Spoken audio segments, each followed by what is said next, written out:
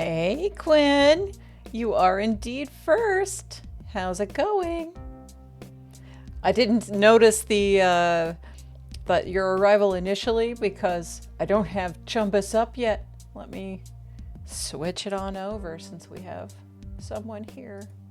Hey, what's up? How am I? Well, we have some bad information, bad news about my dad. So Welcome, I'm glad that you're Pangol doing good. 21. That's good. Trying to keep cool. Yeah, we got bad news. Basically, the palliative care doctor, in her estimation, my dad basically has about 6 months to live. So that's where we're at today. That's why I didn't stream, even though I was intending to stream on Tuesday, is because that's the day that we found out, and we weren't able. Dave and I were not up to streaming at that time. So here I am. I'm gonna continue this game in the meantime today. So let me adjust my air real quick. It's been raining today, so it's not as hot as usual, but like, I need some circulation in here. So thank you. I appreciate that. So yeah, also I just want to show off my shirt for anybody who is watching this. Problem solved, and it's whoops, it blurs out. Okay, here we go. Bloody t-shirt. Yeah. So anyway, obviously not real blood, fake shirt, but very fun and cute. And this is my attitude about things. I have solved the problem with violence. Anyway, except in this game, there's no violence in this one. So anyway, yeah, let me continue this game in the meantime. Oh no, your mom called last week. Oh no, Darth Vader. Have I heard about Darth Vader before? I mean, like, I know Darth Vader, like, from Star Wars, but I do not believe this is that. Darth Vader is your father. Okay, gotcha. So, are you close to your father? All of that. I'll push the button so we can start this game in the meantime. But like, also I just want to hear something that's not like that very simple beat that this game has in the opening. So, I don't know if you're close to your father, but, okay, you're closer to your grandparents. Okay, I understand. So, either way, I do know from other people telling me that even if you have a complicated relationship, or even sometimes a more or less a lack of a relationship with parents, when they do have something like this, it can still be really traumatizing for you. So I hope that you have like a good support network there and everything. And of course, you know my DMs are always open if you need to talk or anything. So. And then just give yourself some space if you need the space to process and everything. I kind of have, I made the announcement today, like, my streaming schedule and my every schedule is just kind of going to be a guideline. And if I feel like it, I will be able to stream on those days, and then I may or may not. So, yeah, I understand. So, yeah, it's kind of like that's oh, I'm glad. Well, I suppose I should probably start playing this game. We've got Nina going wah. So okay, last we left this game, I was in the courtroom trying to battle to save this lady who is accused of murdering her husband, and things don't look good because every time it's the first day on the trial, nothing ever looks good. And so now we're moving on to the next day, and I think we have time to do some more investigating before we have to pop back into the courtroom. So I think I'm doing more investigating at this point in the game. So, what? Says Nina, waking up the next day. And my assistant Dylan was over for the evening. She killed her husband. She's a magical girl. Not her. Not her. She didn't kill her husband. Isn't married to anybody. She's the lawyer. But the other person that I'm trying to defend allegedly killed the husband. Basically, there was a big flash of light. Everybody was blinded, and then the husband disappeared, and there was a pile of ash. Maybe he was incinerated. I'm betting he wasn't incinerated, but we'll find out. Dylan, is that you? It looks like Dylan didn't come back last night. Incoming ad break. Oh, wow, an ad break already. Okay. Let's see. I guess that'll take about 30 seconds. Let's see. Oh, maybe he ate the last cake? Yeah. Wonder where he is. That sound came from my office. Okay. What the? Oh, it's a bird. That's Amara's bird. Oh, I think I had to turn down the volume on this a little bit. Okay, I think that's maybe better. Okay. Ugh, I've got better things to do. Guess I'll have to try and catch it. Okay, so we gotta catch a bird without anything.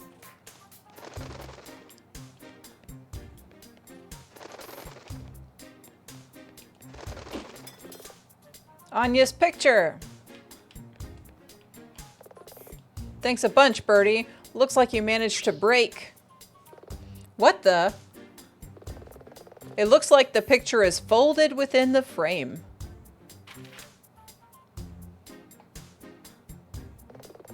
She's much younger here than I've ever seen her. But that third woman is the DA, Taryn Kestrel. But who's the middle woman? She only, realized this now? Hoot! I guess that'll have to wait until we return Bird Brain over there. Hoot! Okay, less of that. Otherwise, I'm gonna need to get some earplugs. Hoot. Did you seriously just? Hoot! Ugh, come on, Nina, get it together. Birdie, you had a name. Comet? Hoot. Well, Comet, I guess at least you'll serve as a conversation starter with Amara. Think you can stay still for 10 minutes while I try and get dressed? Then I can take you back to your owner. Hoot.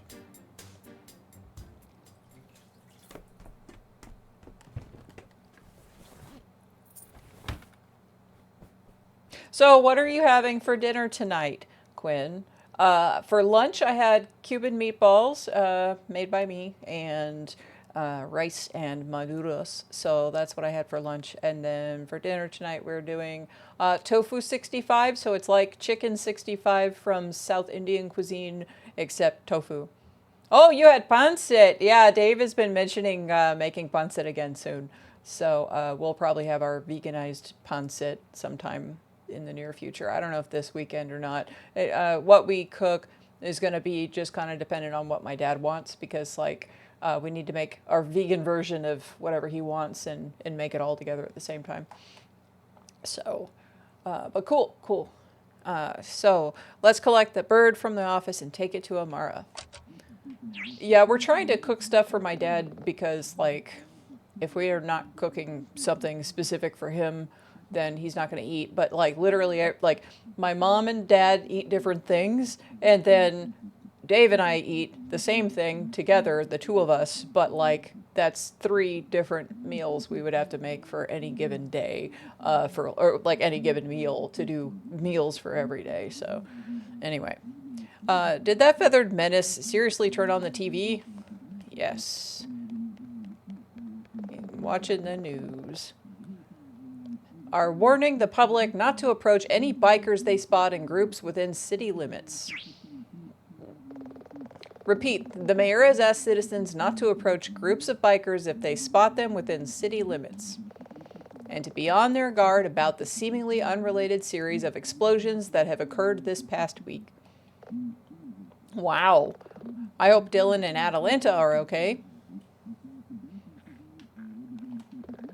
Okay, my feathered friend. Time to get you back to Amara. Hoot! I'm willing to bet she'll be at the studio. Let's start there. I love it because his eyes look very weird. He looks sort of like an angry bird, but not quite.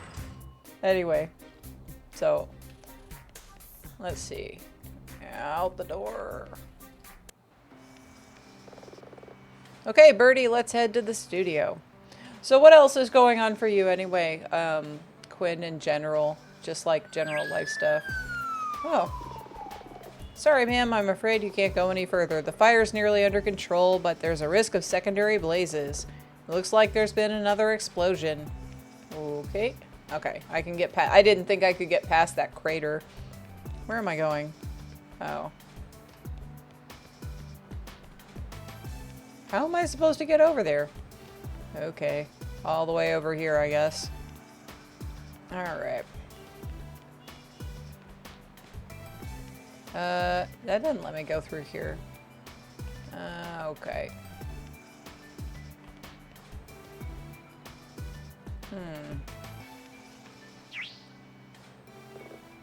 Oh, great. Between the wreckage of these weird explosions and the construction vehicles, there's no direct way through to the studio. Maybe the long way around?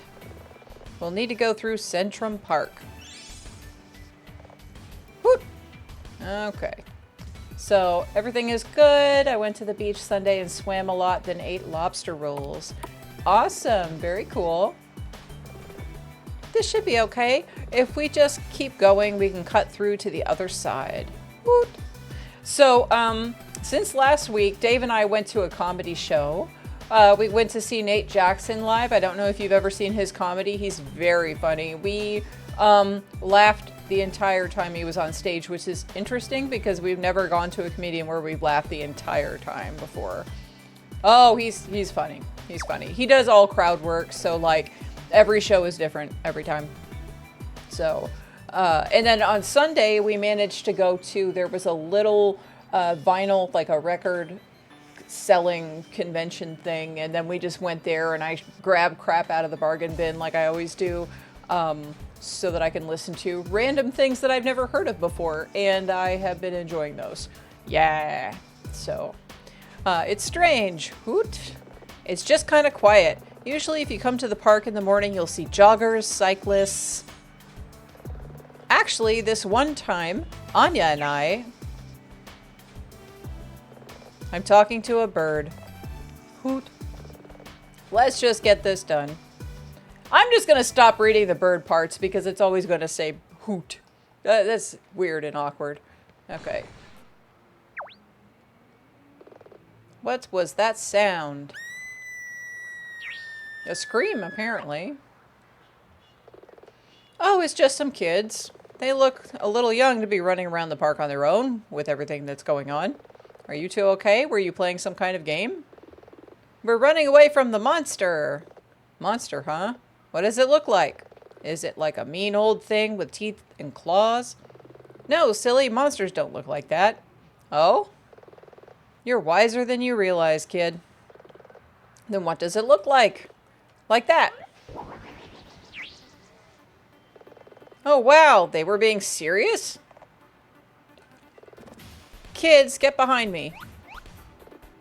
Rawr. Do I really need to read the monster parts? What even is that thing? Vroom, out of my way. Not gonna happen. Ugh. Oh wow, that really stings. Lady, are you okay? Never come between a slime and their breakfast. Now move. I won't let you hurt them. Kids, is your mommy nearby? She lives just outside the park, back this way. Run, now. Don't stop until you get to her. Ugh. Go! Oh, you're gonna regret that. At least the slime has lines. Oh, here we go, the beat 'em up part. Oh, you brought peach berry pie? Very cool. Did you make it yourself? What the? Oh, wait. Didn't you make that pie last week? Am I losing my mind, or did you say no? Because last week, Moogie didn't stream, so I thought somebody was making a pie. It must have been somebody else then. All right. Did you make that one though? And yeah, I know I miss Moogs too. So, if only I'd brought my Dragon Fantasy Arena cards.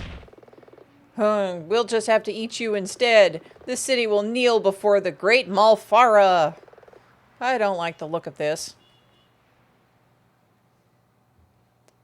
Now I get my magical girl transformation. Guard your tongue, vile fiend! Who said that? It was I, Comet. You can talk? Why didn't you? Young lady, I appreciate the suddenness of this predicament, but that puts us on something of an accelerated schedule.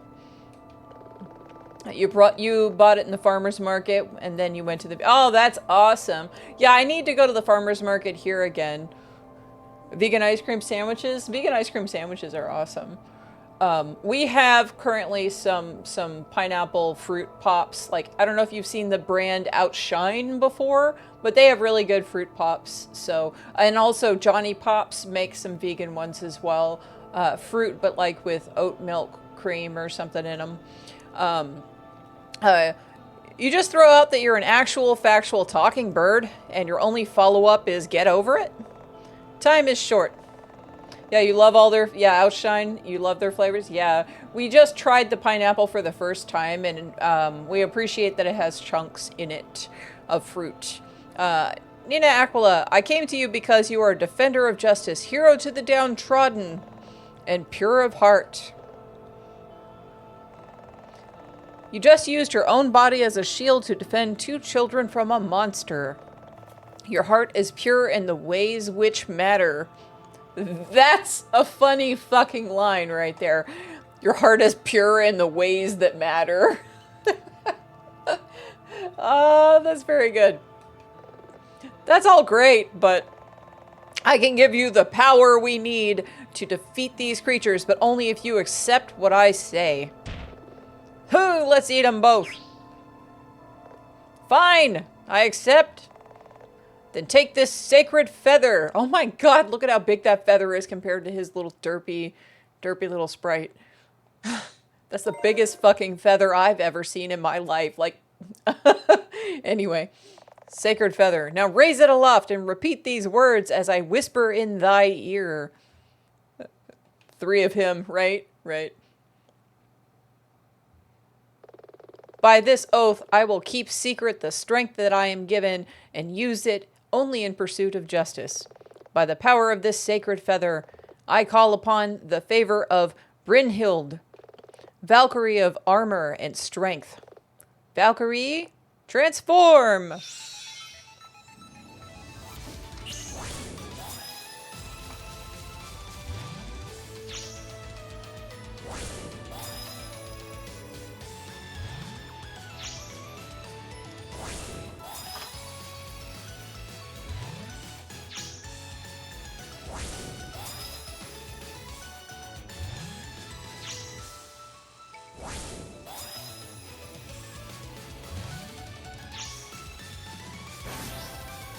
Right, Brunhild, so Scandinavian. This feels amazing! I feel like I could run 100 miles, then still go 10 rounds with a heavyweight champ. Wait. Why is my armor a 2-piece? It's high-level armor. Plus, the form is guided by your subconscious. On some level, you must have wanted it to look this way.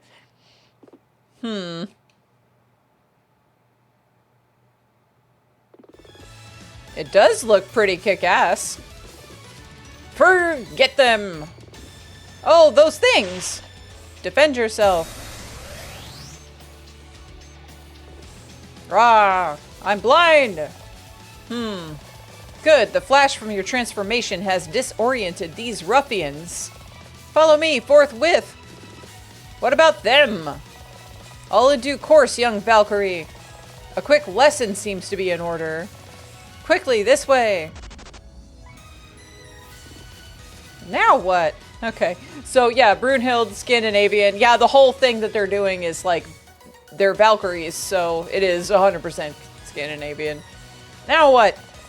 With the power of the sacred feather, you have taken on the mantle of a great power. You are now much stronger and hardier than any normal human. But you need to practice before you take on the forces of Niflheim. How do we do that? These trash cans. Destroy them to get accustomed to your Valkyrie slash.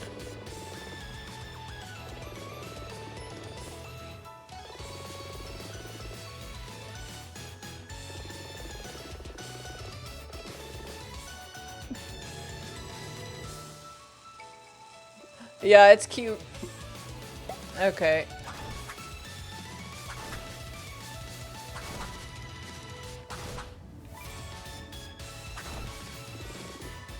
Those were just trash cans. Yes, and you vanquished them adequately. But in case you didn't notice, I'm an attorney! I can't just go around murderizing things. Even if they are, well, monsters. These creatures are forged from the evil Queen Malfara's magic, twisted and bent to her will. Believe me, you are doing them as much a favor as the children you just saved. Understood. Okay.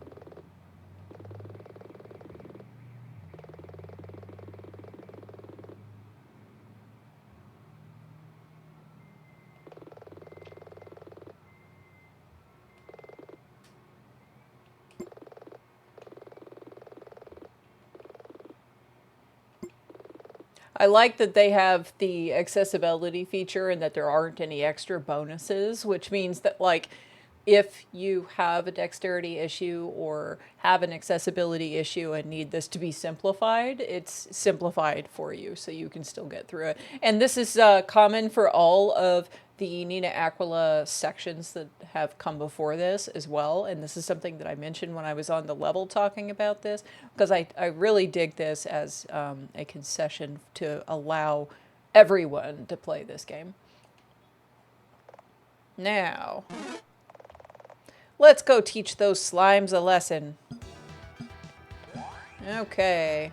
Now, before I do that, let me save the game since I put it... Oh, okay. How many hits do you take? Oh, you're not done yet. Oh, you still have a life bar. Okay.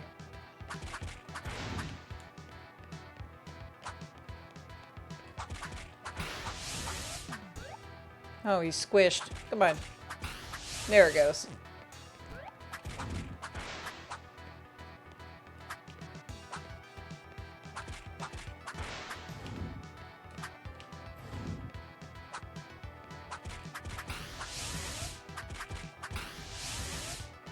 Incoming ad break.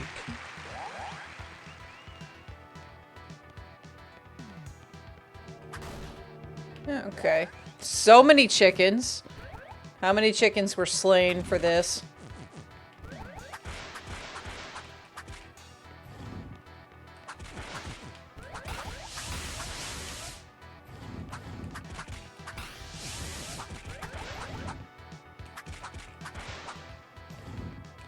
That's a whole lot of these guys.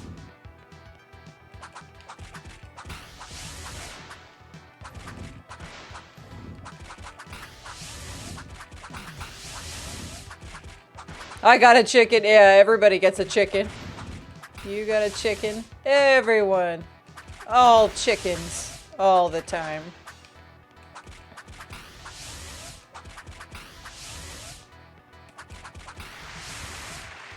Whoop.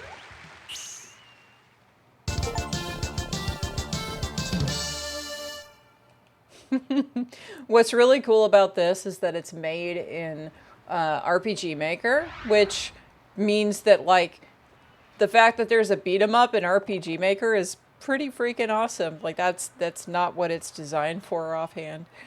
Marvelous, simply marvelous. Magnificent, even. How do you feel? It's been so long since I visited family in Norway. Oh, she's screaming. A lot. Okay. I've forgotten how to say frog in Norwegian. Once upon a time, I wanted to take my mom to Norway because we have family over there. And my mom is now no longer in physical condition where I could take her even if I had the money to, which I never did have. So we never did get to Norway, unfortunately, to go see anything. That was on the bucket list of stuff I wanted to do with her. Yeah, I've talked to her about it, and she's like, you know, it's all good. Ooh, that's somebody to block. Welcome, Majestic's Tunnerit. There. And bye-bye. All right. All right. Nina is screaming. Panting. Now she's screaming again. How do I feel? How do I feel? So it's real? Why, yes. All of it? I mean, mostly?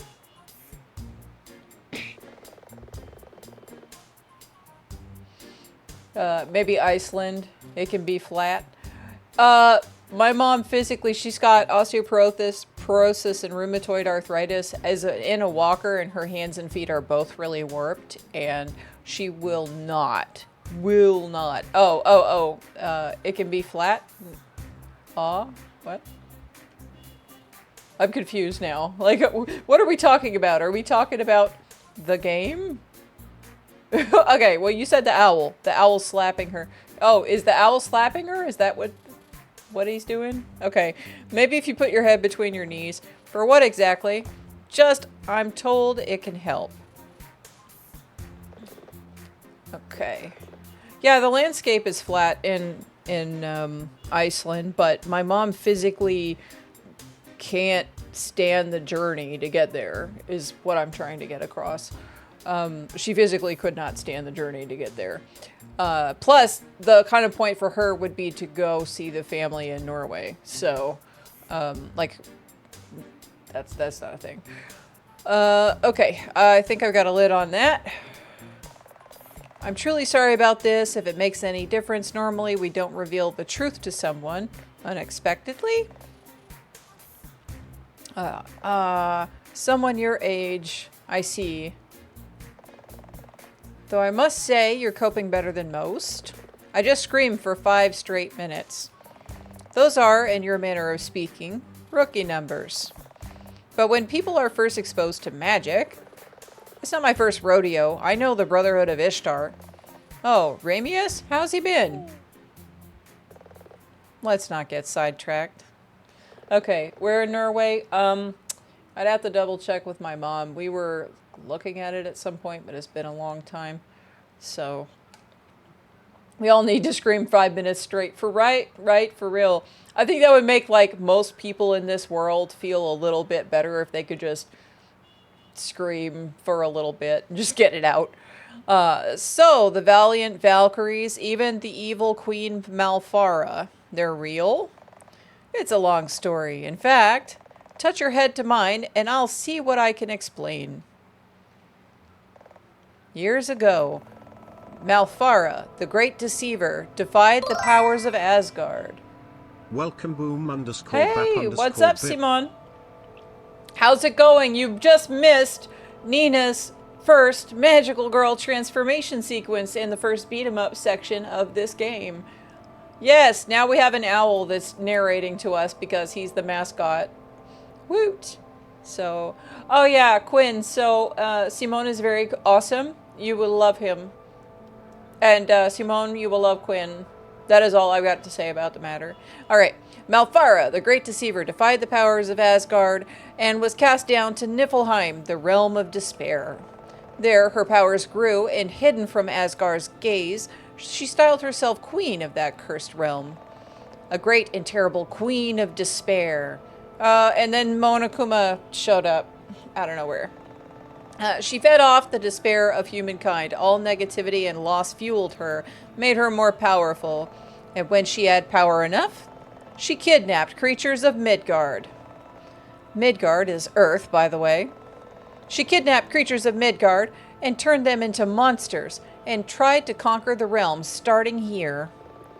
Here? You mean Earth? I mean Fledge City. But why? Even a journey of 1,000 miles has to begin with a single step. So, gotta start somewhere? Effectively, yes.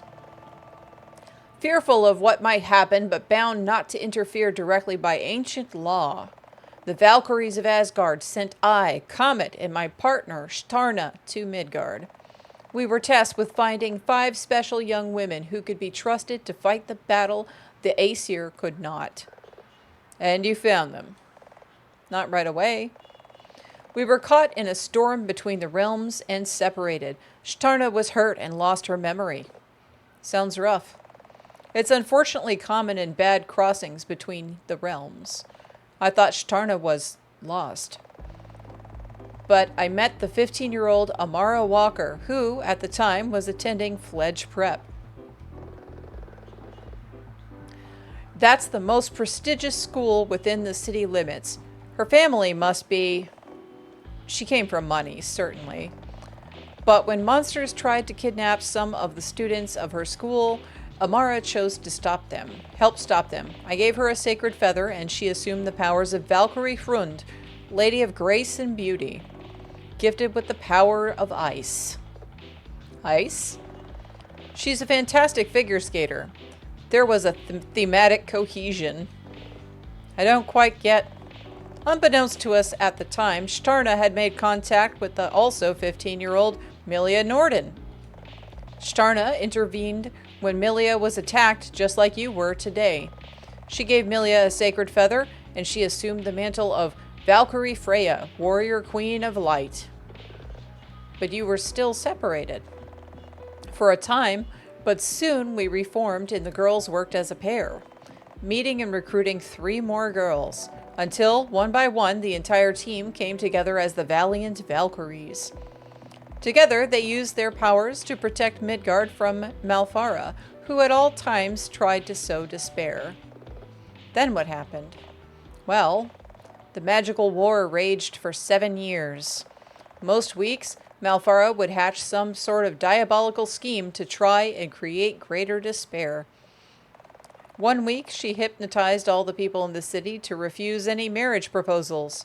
Another time, she made it so that no one could ever plug in a USB or HDMI cable without directly looking at it. Another week, she had a monster create haunted ice cream that... Beg your pardon, but none of these seem like world-ending scenarios. But these were merely the preamble, the first salvo in the war. Finally, Malfara pooled all of her magic, and from it birthed her most terrible weapon of all. Her son, the evil Prince Kakon.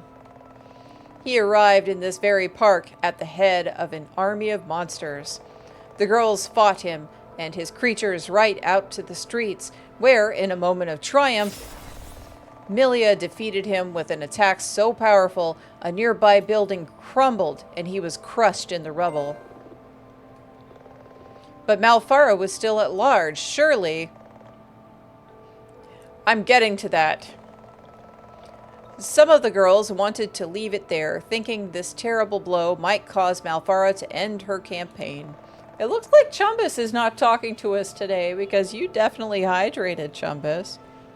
Let me treat him and see if that works. Oh, so he talked to me, but not to you? It's right. delicious, Jala-chan. Cool. Very awesome. Thank you for that, Simone. Okay, there you go. It's delicious Panda_Quinn21.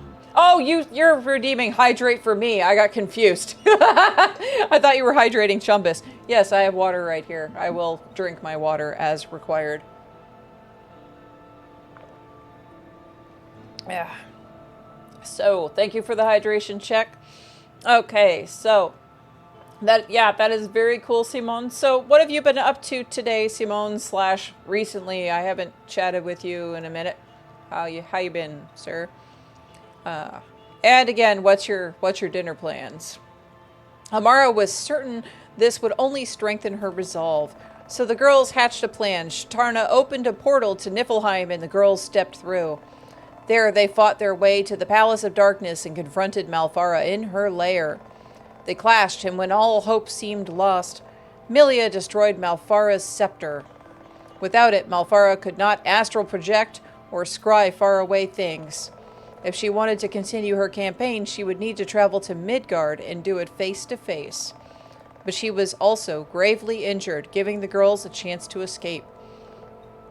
So they won? Not too shabby. Yes, the war was won, but at great cost. When Comet said that, I felt a wave of grief unlike anything I've ever known. Great cost? Okay, Simone, studying hard, being hit by the life hammer, having a hard time resuming studying. Yeah, understand all that. Then having spaghetti with olive oil and peas. Hey, that is not, it doesn't have to be fancy. If it fills your stomach, gets you where you need to go, gives you your power to go through your day, that's all you need, man. Very cool. By the way, Simone, you were not here when I first showed my shirt, so I gotta show it again. Whoa, problem solved. Bloody shirt. Yeah. Okay. So there were some losses in this war, getting back to the game. How poetic. So what do you mean? You can post-rationalize it any way you want, Comet. But from where I'm standing, you recruited 5 impressionable 15-year-old girls and treated them as soldiers. Surely you can understand the problem with that. We gave them the powers to protect your world in the only way that we could. A power you yourself freely accepted only moments ago. I acted for the good of the realms. Our authority does not answer to you. I'm gonna let that go for now. When the incident happened at the studio, Amara sent you to follow Shtarna. Japanese media loves making child soldiers in a fun way. Yeah, and this is the thing that's, yeah, Welcome, get in, kids. Picklefax. We're going to Niflheim. Welcome in, Alex. So, yeah, that's the kind of comment that Ethan, the creator of this, Ethan Fox, was trying to make with this is, you know, like, at least that part anyway. Like, he addressed it. And that's something that I enjoy about Ethan's work on Nina Aquila in general is, like, you know, he's got, like, cosplay is not consent on the wall in the convention that you go to in one of the chapters when you're doing the Yu-Gi-Oh stuff and other things like that. That's just, like, you know, social messaging and, you know, also giving a lot of accessibility options for the game. So, like, there's never a barrier to playing it and things like that. I'm very much a fan of all of those aspects. So that's why I'm streaming it. That's why I'm sharing it. And I would like to eventually do a podcast episode on the series thus far, but I need to get somebody on for that. Somebody else needs to play these so I can get them on. Alex, so tell me about your camping, Alex, that you went on recently. Tell me all about that. What happened? Shtarna opened a portal to Niflheim. Hey, look, you're right. We are going to Niflheim. For goodness sake, why? I don't know. I suspect whatever the answer is, that it might resolve a number of mysteries. I followed her, but lost sight of her in the crossing, and by the time I reached the realm of despair, she was nowhere to be found. Time travels slower there, so, for me, not much time has passed since your incident. Okay. Time to talk to Amara. No. Why not? After we defeated Malfara, the girls all gave up their powers. Hiking, alternating with lurking at the campsite. Yeah, that sounds fantastic. No signal sounds amazing. Amazing. Lurking at the campsite, hiking. That's wonderful. What are your dinner plans today, Alex?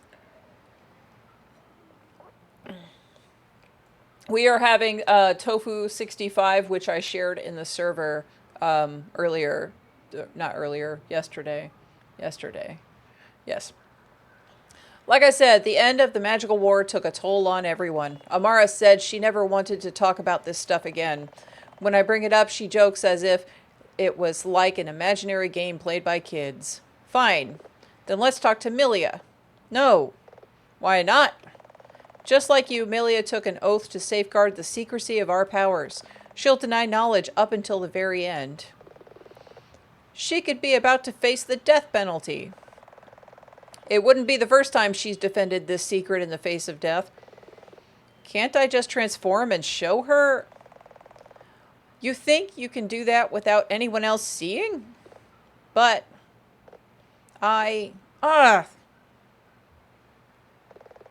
there's got to be someone else who might be able to help.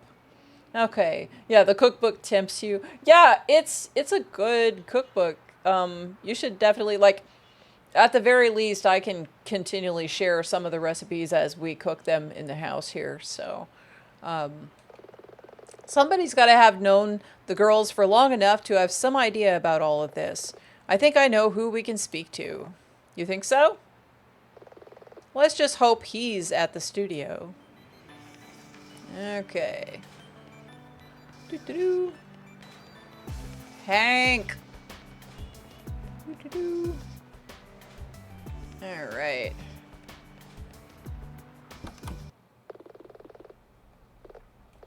Seems quiet.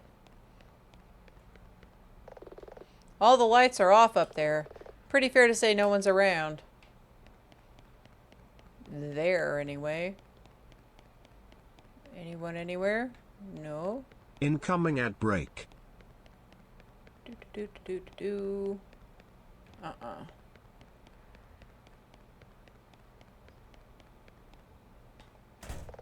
It's locked. Okay.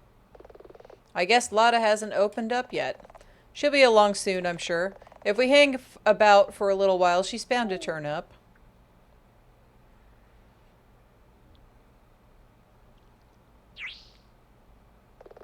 Hey, Comet. This poster's of Malfara, right? Of her character in the show, yes. Okay, Alex says we are having a vegan friend over for dinner in the next little while, coming back from a trip. I was actually interested in veganizing a recipe that just has an egg in it for binder purposes, but now I kind of feel like I want to do the fancy fried tofu. Yeah, I mean, like, if you have all the stuff on hand to do the fancy fried tofu, it's really good. Make that. But I mean, you can do whatever you want. If you want to veganize the recipe, if you just need something to act as a binder, you can use chia seeds, you can use flax meal, those things mixed with water. If you let it sit together, like, I think it's like, for flax, I think it's 1 tablespoon of flax meal mixed with 2 tablespoons of water. You just mix it and let it sit for a minute, and that'll work as a binder in place of egg. And it also has omegas and good fats and whatever, antioxidants and protein. Okay, of her character in the show, yes. What's the difference? Well, in real life, no one knows how Malfara truly appears. You don't know what she looks like? But I thought you said the Valkyries confronted her face to face at the end of the war? Malfara is a mistress of illusion. She can use that to appear however she wishes. So we've no idea if the Malfara we picture really is her true appearance. So if that's true, that means Malfara could have impersonated Milia or Amara or even Janus Duo. Ah, sorry to wreck your train of thought, but that's not how it works. Why not? In our experience, Malfara can take the form of a person, but she's unable to duplicate or clone someone perfectly, someone you know quite well. So she could vanish into a crowd of people, but not, for example, impersonate your friend or coworker or spouse. Is this in the same universe as the other games? Yes, actually. So, if so, I was not expecting quite so much talking to an owl about Valkyries. Welcome Green Laser 73. Hey, what's up, Dennis? You made vegan egg roll in a bowl tonight? Awesome. A vegan egg roll in a bowl. You got to tell me what all you put in that. I'm curious, because that sounds cool. So yeah, Alex, this is in the same universe as all the other Nina Aquila games. Um, the one where you're fighting the Yu-Gi-Oh monster guys, that was a real thing too. Like, you find out that no, the holograms are actually real ass monsters that are fighting, that get summoned through the cards, that are like, that there's a secret society binding actual monsters to cards, and that's what you're using in the game. And you find out about the secret society, and then like this owl just a little while ago was like, oh, how's that guy doing, because they all know each other. So yeah, this is a continuation, and the head of the studio was one of the people in the drag racing Initial D section. So yeah, like this is all interrelated with all the other stuff. Okay, though that had the chilling effect of always making us wary of new people with whom we got involved. Yes, it is very like it makes sense in a very anime type of way, which makes sense because this whole thing is like, you know, based on different types of anime tropes and things. So the vegan egg roll in a bowl has tofu, nutritional yeast, coleslaw, and rice with egg rolly seasonings. Okay, cool, cool. Very neat. Now that makes me want to try something similar, but like adjust it a little bit, throw some other things in, put some sauce on there. Yeah. So, very cool. We're having tofu tonight too. I posted it in the server, Dennis, if you want to look at it. I posted a picture and the recipe, actually, for how to make this tofu 65 from South India. It's like a veganized version of a chicken 65, which is a South Indian dish. I see, that must have been a problem. The show's not complete fiction, though. Malfara feeds on people's despair and tries to create more. Now I've got killer tofu from Doug in my head. Killer tofu from Doug. I don't know what that is, Simone. You'll have to explain to me what that is. Okay, and with her magic, she can curse innocent people as well as kidnap people and animals and turn them into monsters. Who plays Malfara on the show? Okay. You use some Chinese 5 spice, so we're just going all in on number-based meals. Very cool. Oh, by the way, Dennis, I'm going to keep on getting up and showing everybody the shirt. Whoa. I like my shirt. Problem solved. Bloody. Bloody. Okay, so Simone says Killer Tofu is by the band The Beats, and it's on Doug cartoon from the 90s. Okay, I never watched Doug, so I have no idea. Yeah, that shirt does tell a story, doesn't it? It's very good. I bought this originally to go to the horror convention that's happening in August, but I don't even know if I'm going to wear this shirt. I've also got... I dug out the Fist of Jesus shirt that I have from like that little short... I don't know if I've ever shown it to you, Dennis, but it's a short movie from indie people over in Spain that turned it into like Jesus accidentally borked up the resurrection of Lazarus, and now there's zombies. As Lazarus was risen from the dead, but as an undead, and then turned a bunch of other people into zombies, and now there's a zombie horde that Jesus is fighting with the skeleton of the fish that one of the fish that he created with the bread. And anyway, it's a whole I talked about it on the level like a million years ago. I don't know if you remember what I'm talking about, but that is like a 12-minute video. Anybody can go look that up on YouTube, by the way. It's very funny. So anyway, I dug out my shirt for that, so I might just be wearing that shirt when I go to the convention and see how many people actually know Escoria Films. Anyway, she's entirely computer animated. She's one of the few things on the show that's made in that way. They outsource it to an effects house who also handled dubbing her voice with a voice actor. But due to how the show works, she's not on screen all that much. I can hear someone. Okay, yay, you remember what I'm talking about. There was a video game, but they took it off of the Steam store and everything. They took it off of the iPhone store. They took it off of Steam where you can't buy it anymore, but I still have it. So I could probably stream that beat 'em up sometime, A Fist of Jesus. It's very funny. So, okay, let's talk to Lotta. Good morning. Hi there. Yes, there you go. Abraham Lincoln, Vampire Slayer, meet Jesus Christ, Necromancer. That would be very good stuff. Continuing with your investigation? I would, but the doors to the soundstage are locked and I'm looking for Hank. I see. Hank told most of the studio staff to take the morning off due to everything that's happened, but I think that lawyer wanted to talk to him, so they should both be around. You mean Chad Hawk? That's the guy. I'll unlock the doors. Check the trailer yard. He might have just parked up. Parked up? Is that a thing people say? Do people say parked up? Is that a thing? I mean, pulled up, yes. Parked, yes. I don't know that I've heard parked up before. Do I need to take another viral test before I can go in? Ha, no. Honestly, a big part of that was trying to keep a lid on our insurance premiums. After what happened, that sort of precaution is like trying to whisper amid a thunderstorm. Bricked up? I guess. I don't know. Got it. Good luck with your investigation. Okay, let us go. Dennis, I think you missed it, but I'm a lawyer who has turned into a magical girl, and I'm fighting the forces of Niflheim. I had a beat 'em up section in this RPG Maker game just a little minute ago. Let's see. Oh, great. Chad. Let's see if we can get some time with Hank. Alrighty. Doo-doo-doo. Hey, Nina. We need to talk. We're not done.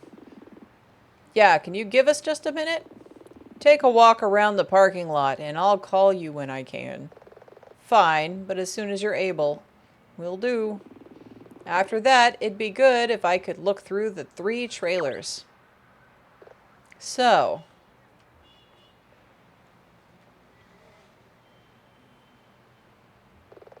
Chad wants to look inside the trailers. Are they open? I guess regardless of all this magical girl stuff, I need to keep investigating the case. Plus, I wonder what else I can find if I take a moment to look around. Okay. This is Milia's trailer. Still seems locked. I'll need the key to get inside. Maybe once he's done with Chad, Hank can open them up? Okay.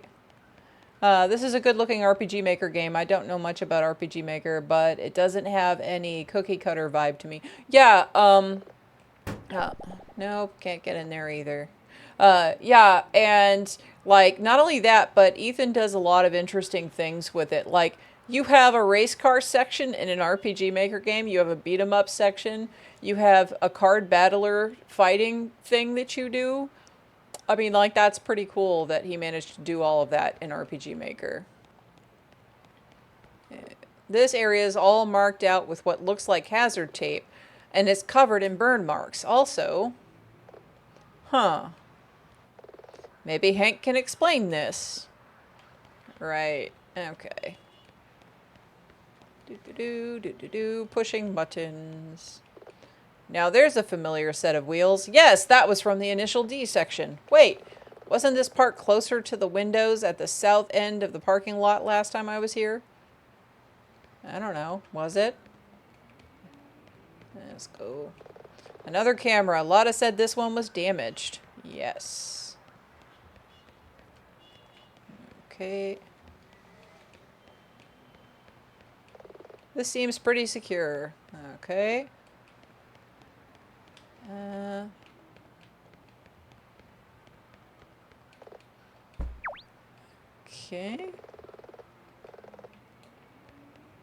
I'll check all of them just to make sure.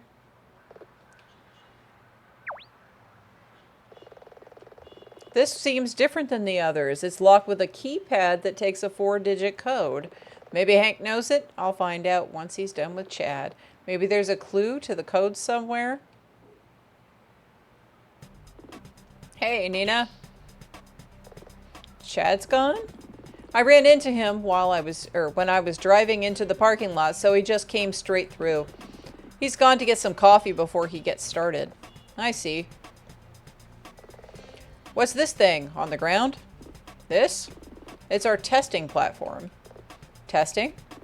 The team uses it to test out different chemical combos for our visual FX. It involves a lot of fire and mini explosions, pyro work.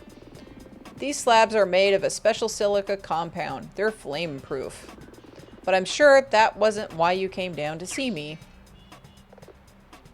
Oh, right. The truth is, couldn't you... Fine, I'll beat around the bush. You've known Milia and Amara for the longest time, right? Years. Why? Also, why is Comet with you? Must have had its ups and downs, a friendship with people like that. Actors? Soldiers. Comet, don't tell me. It was unavoidable, Hank. So you do know. We were attacked by monsters in broad daylight. But still, couldn't you have gotten Amara to help? Amara doesn't want to deal with this stuff. I had to give Nina the powers of Valkyrie Brunhild. That's not gonna go down well. Do you think I had a choice? Okay, back it up. Hank, I want an explanation, and I want it now. How did you end up making a TV show about the exploits of several real magical girls? Okay. I've always known that the girls were Valkyries. Milia, Amara, then later Erica, Donnie, and Kiara. We met many years ago. How? I was cursed by a monster created out of Malfara's magic. It was... it's embarrassing. I transformed to wearing an armored bikini less than an hour ago. I'm sure you can manage. The curse made me terrified of all women. While under it, they looked like nightmarish monsters. Okay, I can see how that might be somewhat humiliating. It cost me my then-girlfriend. This is pretty typical of Malfara's smaller schemes to try and create despair. It lasted a week, during which I nearly took my own life. But the Valkyries saved me. They destroyed the monster, and I was free of the curse, but in doing so, I accidentally found out who they were. It was a problem. I'm starting to see why you were so determined to protect Milia. I told the girls that for saving my life, I'd do anything I could to help them. However, at first, there wasn't really much I could do. We were still busy with the magical war. But when that was all over, the girls gave up their powers. Problem is, being a magical girl doesn't exactly pay, and you can't put it on your resume either. I love this, that they're addressing these very serious concerns. Suddenly, they were just a normal bunch of young women in their early 20s with no job history. So you created a TV show about their secret double lives? Surely that would violate the oath of secrecy. It's actually the ultimate disguise. Nobody would assume the actor who plays a superhero on TV was actually a superhero. The girls had literally years of adventures upon which to base the stories. We could do 10 seasons before we have to start making new material. Huh. Plus, Milia and Amara are unique people. Amara is Amara, and Milia has her own eccentricities, like her habit of vanishing in the middle of the night with her motorbike. People expect actors to be eccentric types, so it just works. We essentially just created a show Bible from a summarized version of their adventures, and the studio bought it right away. I recruited the flirty dozen and got to work. But only Amara and Milia joined you? The others took different paths. Did my ears deceive me, or was there a tinge of sorrow in how he said that? But in any case, now you know how this all came about. Why was Chad here? He wants to look in the trailers. Do you want to too? Huh, I really need to talk to Amara. But if Chad wants to investigate the trailers, I should probably do so as well.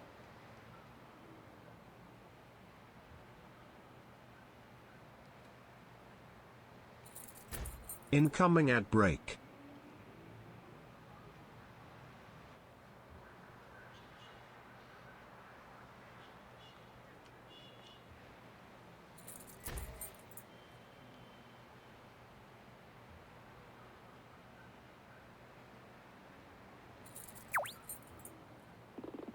Oh, that's right, I forgot. Janice's trailer has a 4-digit code lock.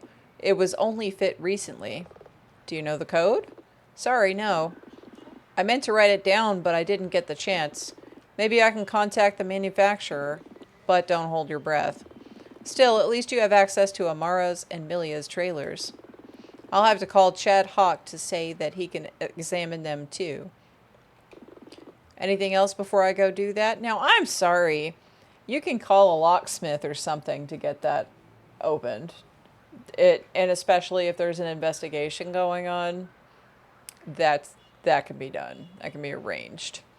Anyway, actually, there was an awkward question thrown up by the trial. Hank, I need to ask about your keys. The CCTV showed Milia was using a set of keys to access the weapons locker, but Cat Wheel says that the only keys belong to you and her. She had hers in her possession and wasn't at the studio that night. I see where you're going with that, but I can't help you. I keep them in my jacket. That's this jacket I'm wearing right now.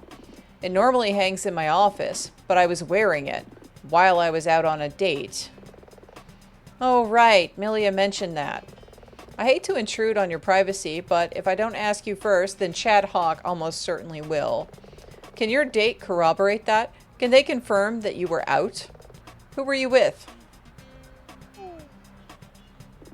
Ugh, I had wanted to avoid this, but I guess it was always going to come out eventually. I was with Devona. Your co-worker? You don't approve? I didn't say that. Look, Devona might seem a bit flighty, but we've worked together for years, and she's always been there for me. But it was just our first date, so I didn't want to jinx it. We walked out to a nearby sushi place, and then to a movie theater. Afterwards, I saw her to a cab, then I walked home. Got it. So, I know it might be unavoidable, but please only tell those who actually need to know. Understood. Anyway, if that's all, I'm gonna go call Chad. Best of luck with the trailers and Amara. And with the magical godlike powers. Very funny. I guess now we investigate these trailers before Chad does. Alrighty. Hey, Nina! Now he shows up. Hey? Is that all you've got to say? Sorry, Atalanta's got a bit of a situation. I know that. Then can you get off my back? Dylan, there's all sorts going on around the city. That's why... And you could at least have called or left a message. I've been up all night and I'm in no mood to argue. Can we just move on? Well, are you okay? I'm fine, though we still weren't able to find Ice Pick. Atalanta's partner? Not just him either. A bunch of the bikers seem to have just up and vanished. Atalanta's trying to round up a few of the leaders to see if they can do some kind of head count. What's been going on here? Okay, so... Isn't that Amara's bird? She's called Comet. Last 2 ad breaks were long. I'm sorry. I'm sorry. Hoot. Honestly, though, it's too much to explain. But we just got access to Amara and Milia's trailers, and I need to talk to Amara when we get the chance. Then let's get to it. Okay. So I don't know if you missed, Dylan showed up and he just said he was busy and was up all night and they had a little argument. You could have called and that kind of thing, and that's all that happened there. Okay. So this is Amara's trailer. Let's get started. Okay. Convenience store fridge unit. Reasonably tidy fridge area. Some controls, light, air conditioning. Okay. 4 acting awards. They're inscribed Best Newcomer, Special Recognition, and 2 for Best Supporting Actress. Amara and Milia became actors around the same time, right? 4 awards in that time is kind of amazing. I guess Amara's whole diva shtick isn't entirely unjustified. bottom one has a few things that are Devona's. Okay. Ramshackle bed.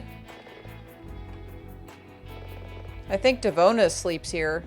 You think so? Judging by the way Amara treats her, I bet she's at her beck and call. You know, I heard people talking about Devona while on my way over here. Did you hear she isn't actually Amara's PA? I think she just got browbeaten into it. A photo of Amara, Janice, and Milia posing with what looks like the rest of the crew. Is it just me, or does it look like there's some distance between Amara and Milia and Janice in that picture? Well, yeah, they aren't standing together. I didn't mean that literally. There's something written on the back. It says that Lotta Eiffel took the photo. Some script notes. It looks like scripts for upcoming episodes covered with handwritten notes. What sort of notes? Strange. Wait a sec.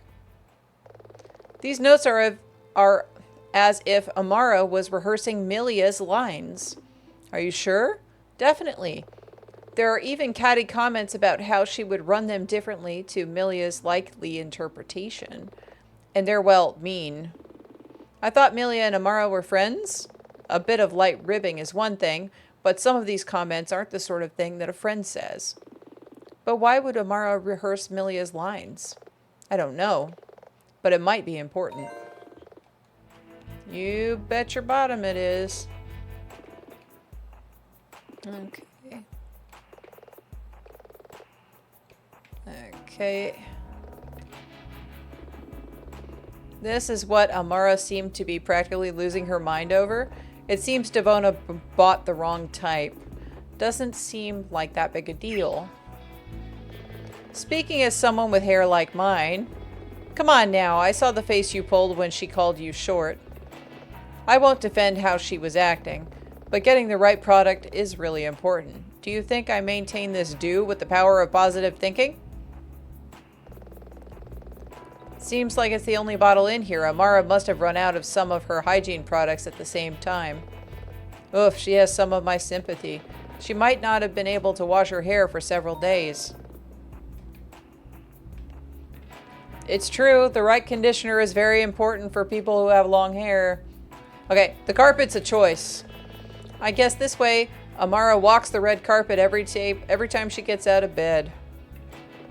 Some controls. Okay. What's this? What the? Whoa, is that what I think it is? Ooh la la. It looks like a top shelf magazine called Milkers. Looks to be last month's. And you know that how? From the cover. I didn't show you the cover. I've seen it. In my possession. You buy pinup girly mags? Hey, don't kink shame. Besides, the articles are pretty good. Right. Looking through, it seems pretty tame content-wise. Oh yeah, it might not sound like it from the name, but it's pretty classy. Just pinups, swimsuit pictures, glamour shots. They call it gravure. I'm familiar with the terminology. Still, I wonder why Amara has this.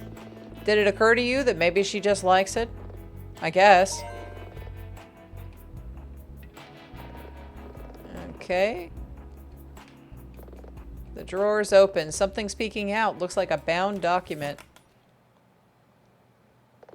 A shooting schedule? Wait. This is a schedule for the upcoming season, but it's been doctored. There are edits all over the pages in marker pen. What kind of edits? It's almost like... It's like Amara was working out how the shooting schedule would change if Amara became the lead actress. Wow. But wait, why would she do that? I don't know. But it's a possible motive. What's up? My instincts are telling me that we're done with this trailer. Let's try one of the others.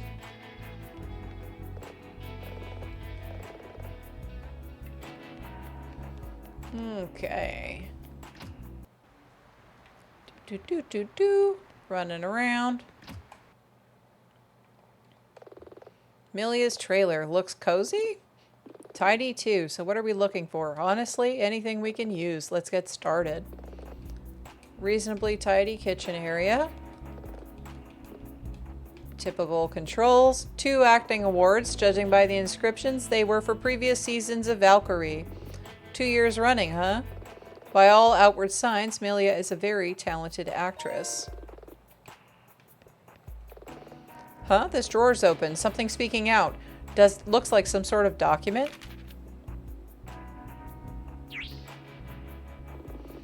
What is it? What's wrong? It's an insurance policy. Seems it was notarized just over a week ago. It promises a large payout in the event that Janice were to die. What? That's not a big deal. I'm not sure Chad would dismiss it so quickly. Yeah, but Milia and Janice are, well, were a famous power couple. I bet every celebrity insures their spouse for a lot of money. That's actually very astute. I'm not just a pretty face. Still, it's a good job we found this. Chad could raise it in court and it could help support a motive. At least now we're ready for that. Looks like a photo of Milia and Janice on their wedding day. They all look so happy. Idyllic even. Still, it's not like that'll convince the court. There's writing on the back. It lists everyone on the picture from left to right and says that Maxie was holding the camera. And a date. Must be the date of their wedding and anniversary. A date. A date! Does it have 4 numbers? Yeah, it was about a year ago. Why? Just make a note of those 4 numbers. We're gonna need them. Got it.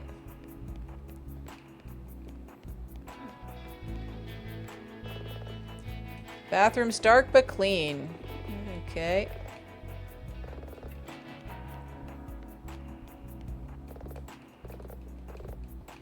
Okay. Didn't Hank say Milia usually keeps her costume in the trailer? It must have been taken back to the wardrobe department while all this is going on. In that case, should we check out the wardrobe department? Put that on the list. I'm sure we'll get there eventually. Huh? This drawer's open. Something's speaking out. It looks like it's made of plastic. Could this be... I think it's a viral test? Oh, of course. It's a different brand, but there are 2 lines in the little window, which I guess means positive. So Milia's sick? But she hasn't told anyone. She certainly didn't mention it to us. I don't think it's a viral test. I think she's preggo. That's what I think. Okay, I guess if she's fully vaxxed, it might not have hit her that hard. Maybe she didn't want to throw the schedule. This is bad. How?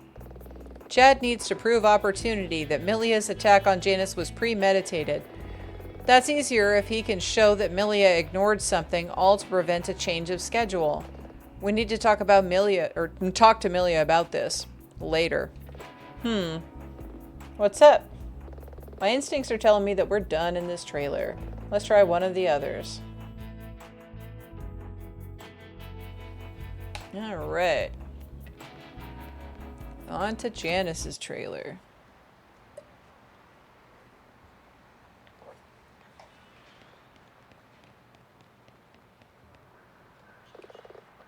This is Janice's trailer. Locked. Let's try the date from that photo.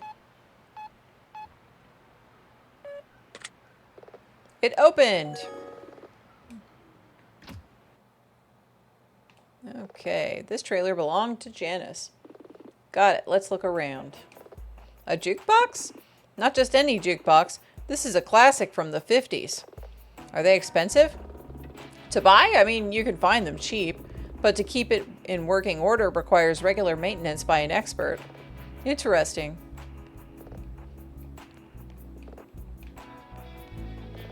Looks like a photo of Milia and Janice with the crew. There's writing on the back. It mentions this was an event to celebrate the show's new season and was taken a couple of months ago. Apparently Hank was holding the camera. Okay, we don't have to pick that up. That's weird. A bookshelf. Every single book is about the craft of acting.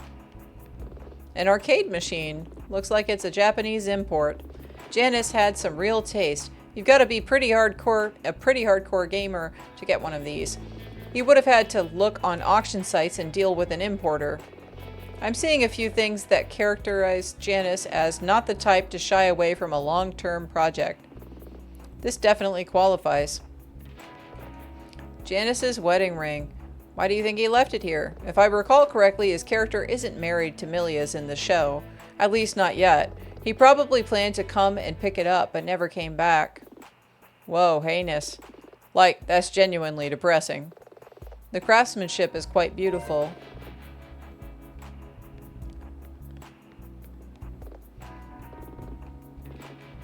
Okay, A clothes horse, nothing hanging on it. Janice didn't keep his in the trailer? I guess not. He probably keeps his costume at the wardrobe department like a normal actor. In that case, yes, we should check out the wardrobe list. Yeah. Okay. Bookshelf, yeah, okay, we already covered that. And this drawer's open. Something's peeking out. Looks like it's made of card. It's a greeting card. Oh. What's it for? It's for Janice and Milia's paper anniversary. Judging from what we know about their wedding, it was around a month ago. And Janice still has the card? Damn. Someone's cutting onions back there. We are done with this trailer. I'm gonna ping Hank on my phone and see if he can come down and meet us. How come? I have a question to ask, and I believe if I ask him, I'll get a direct answer.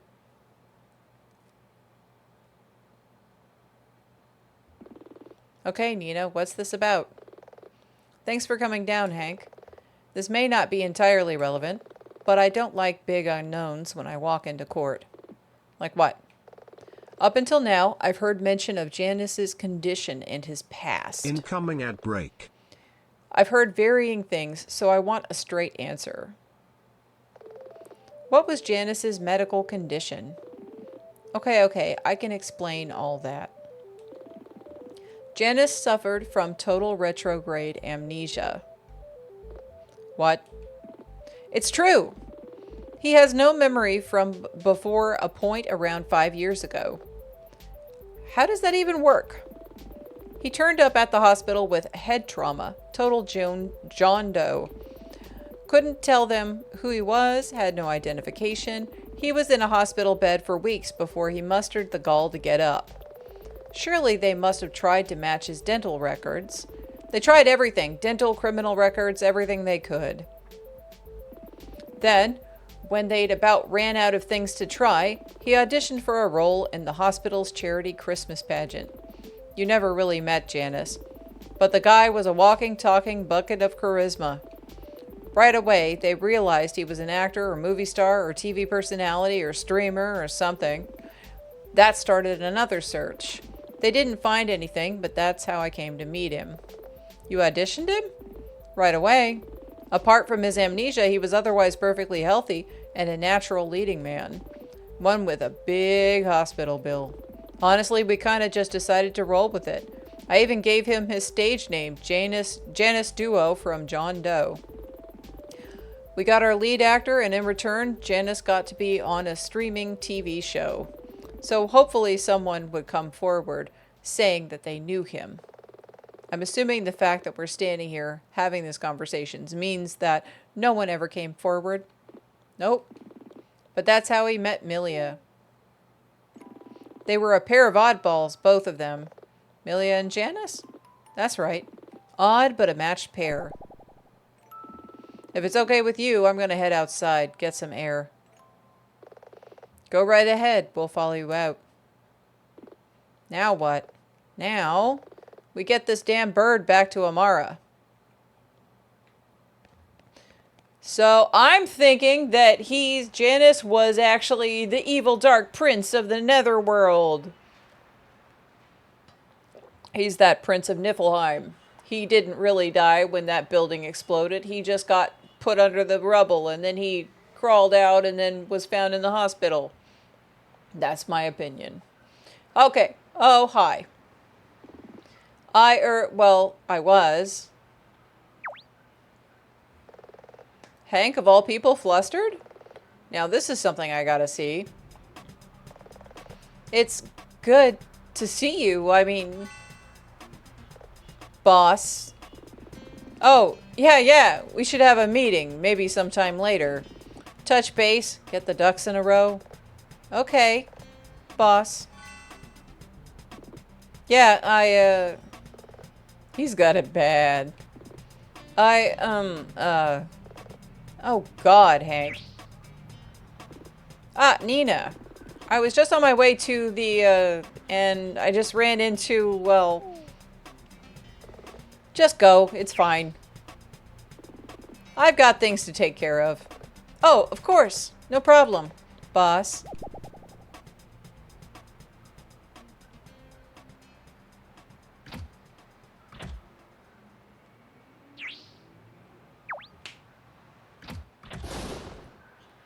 Oh no, what is she gonna think? Someone's been through Amara's things. Oh, that? That was us. She's gonna be furious. And I just bought her the correct shampoo so she could finally wash her hair. I was hoping that would lighten her mood. If it helps, as an attorney, I'm granted reasonable latitude by the city to investigate my client's associates. Hank granted us access, so her beef would be with him. I guess. Wow, you're genuinely worried. Well, she has particular needs, and she's a very important actress who creates a hostile working environment. Have you talked to Hank about that? I plan to raise it with Amara herself next time I see her. Actually, Devona, do you know where Amara is? Yeah, of course. If her schedule is open, she often takes an afternoon walk in Centrum Park. Got it. Anything else? I've got to try and straighten things up in here. Maybe Amara won't notice if I do a good job. Actually, there is something I wanted to ask you. What were you doing on the night before the incident? It's kind of embarrassing. I was on a date. We went to the movies. We were out the whole evening. Okay, that checks out. Who were you with? Oh, I think now's the time to swoop in and save her. I don't think we need to pry that deeply. Huh? Well, if you think so. Right, I'm going to get busy. See you all soon. I swear, that woman packs enough neuroses to run a power station. Okay, now.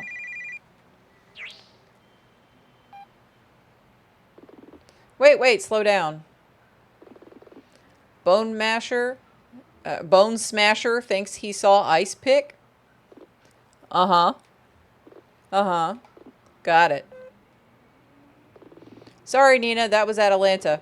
I've got to go. I'm sure it can't be helped. Just this time, try to stay in touch.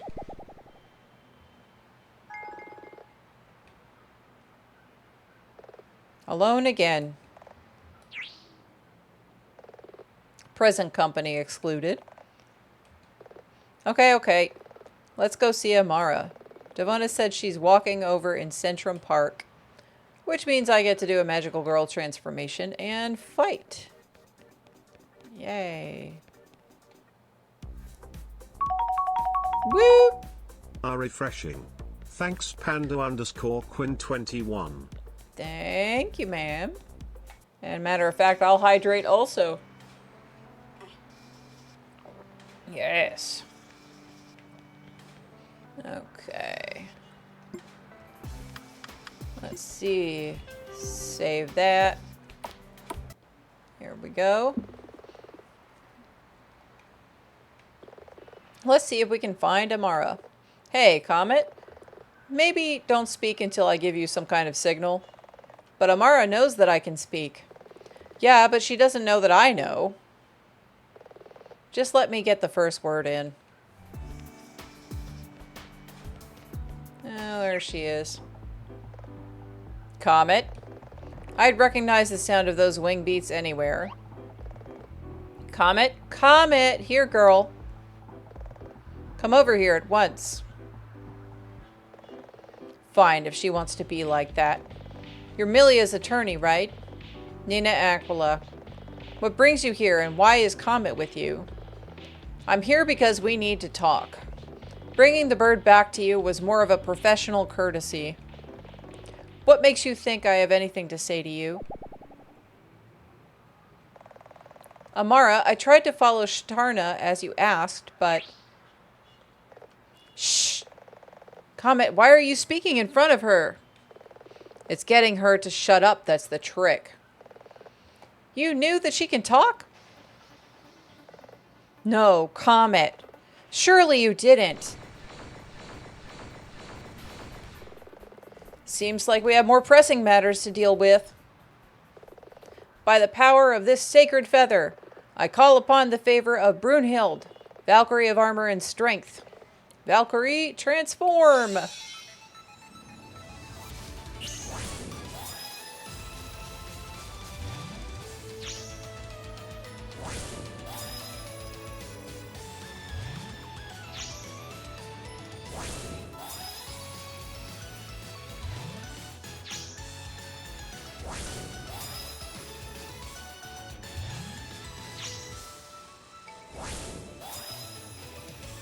It is a lot of flesh. Just wait, it'll zoom out. There you go. Pump for the beat 'em up. Amara, Comet, get behind me. What did you think I was gonna do? Hey, don't give me that. I'm new to all this. I'm only here because I was trying to talk to you. Oh, we are gonna talk, Miss Aquila. You can count on that. Defend yourself. Let's rumble. What's the game plan? Wow, you really are new to this. Hit everything that looks like a monster until there's nothing left that looks like a monster. Fair.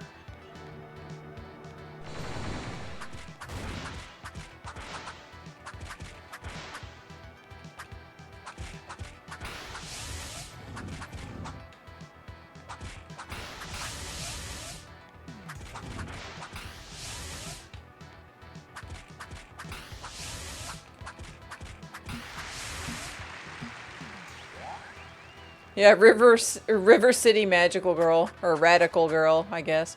Yeah.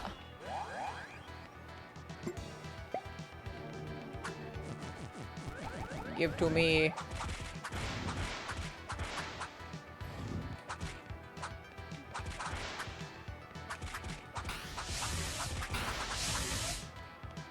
Woo.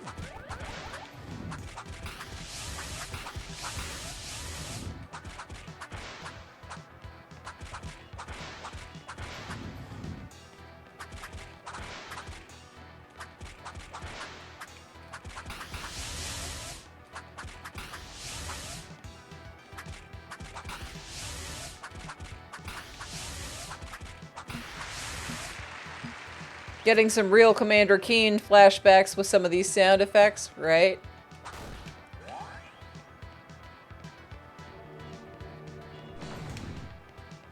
Oh, we got an upgrade.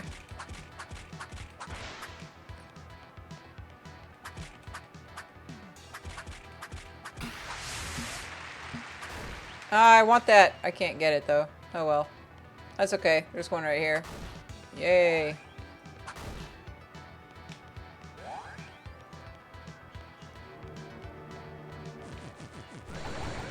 No.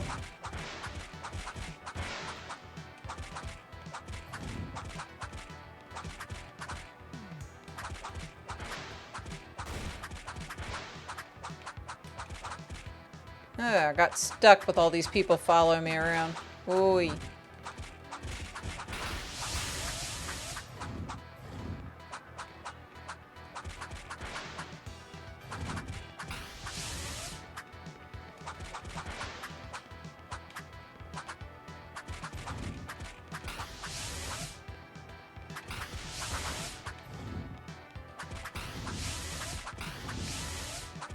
Ag.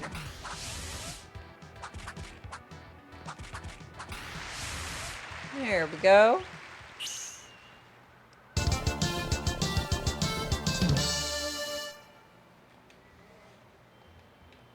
Woot.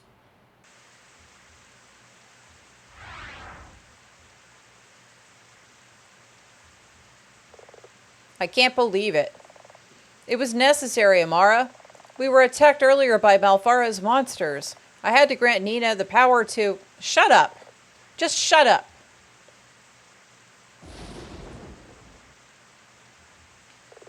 Either way, I did just save all three of us. A simple thank you would be nice. You just don't get it, do you? You have no idea what's really going on here. I know that I just cleared the park of dangerous monsters. Ugh, idiot. The biggest monster has a beak and feathers and is still here. Why do you think we just got attacked? Did you really think that Malfara, Queen of Despair, Mistress of Illusions, cares one iota, one jot about some rando fledged city lawyer? You mean the monsters want Comet, not you. You should be furious. Comet's drafted you into a war.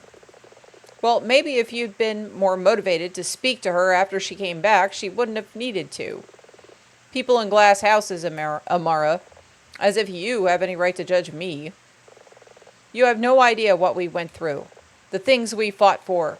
The things we... Well, that's all in the past now. We all agreed after that final battle where we destroyed Malfara's scepter that for a long time she would be trapped in Niflheim and would, in future, only be able to magically curse people by sight and not from afar. This would be it. Finished. Done. But Comet, Shtarna, you let Milia keep her powers.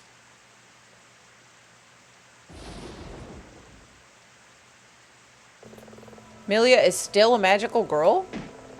Wasn't it obvious? Shtarna said, and the worst part is that they thought I didn't notice.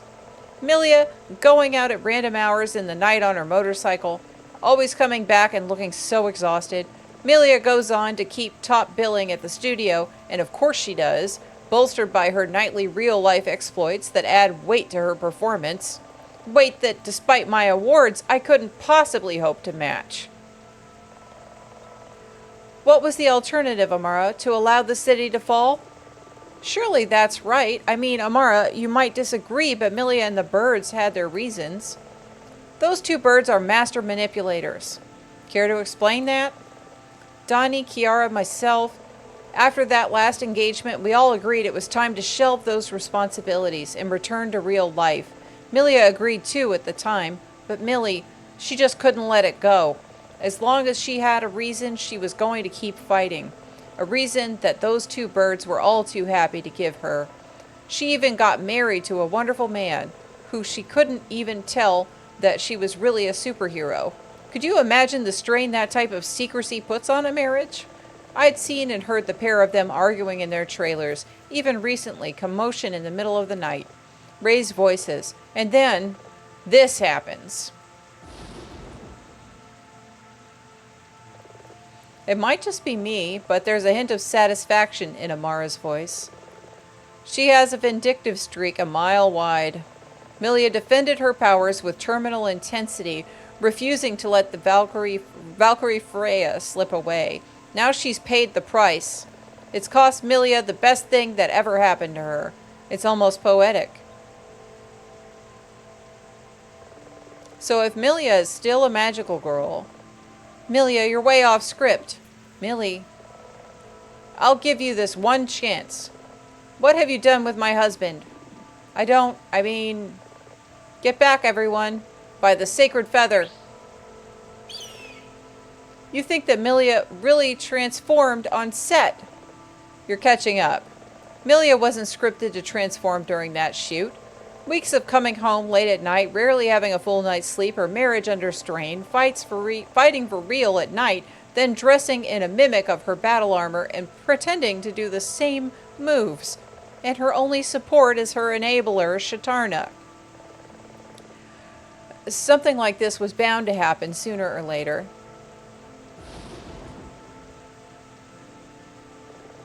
Amara paints a pretty damning picture, but is Milia really capable of what she's implying? I need some time to process that. Now's the time to ask Amara while she seems so talkative. Maxie said she saw something strange outside the night before the incident. I'm trying to figure out everyone's movements on... I was washing my hair. Washing your hair? Incoming ad break. It took most of the evening. Looking at you... I think you understand the value of a good clean and rinse every once in a while. We do both have extremely long hair. But wait. In any case, I'm leaving. I just noticed the time and I have an engagement to keep. Mind if I ask who the engagement is with? Not that it's any of your business, but it's with that man, Mr. Hawk. That man actually has wonderful hair. Perhaps he appreciates the time that goes into it. See you in court. Comment? Yes. Milia may go down for it, but I ultimately hold you and Shtarna responsible for all this. And giving this woman Erica's armor and powers? I will never forgive you for that.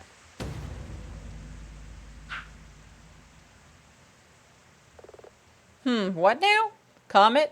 Comment. Yes?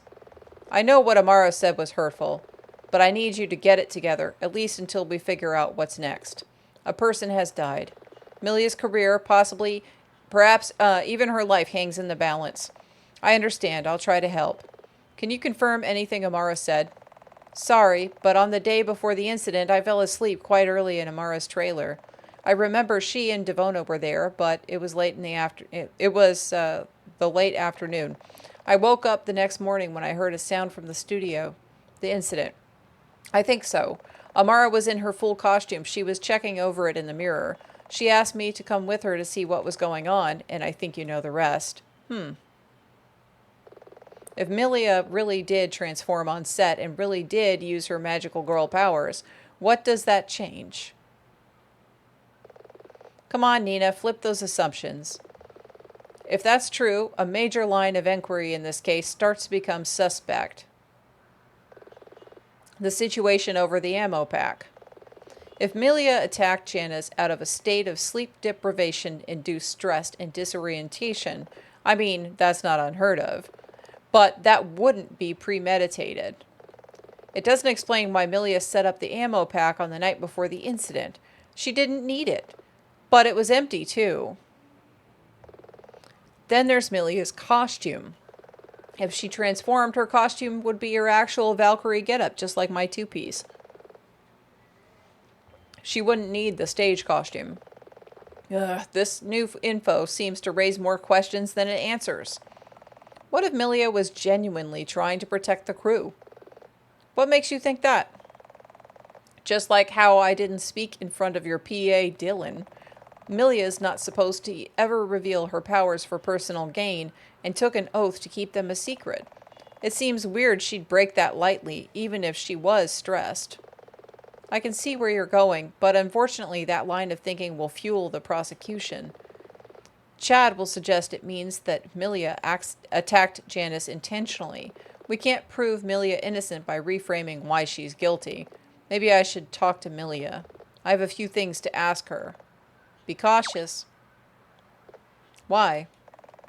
Remember, even after everything that's happened, Milia is still oath-bound to secrecy about her powers.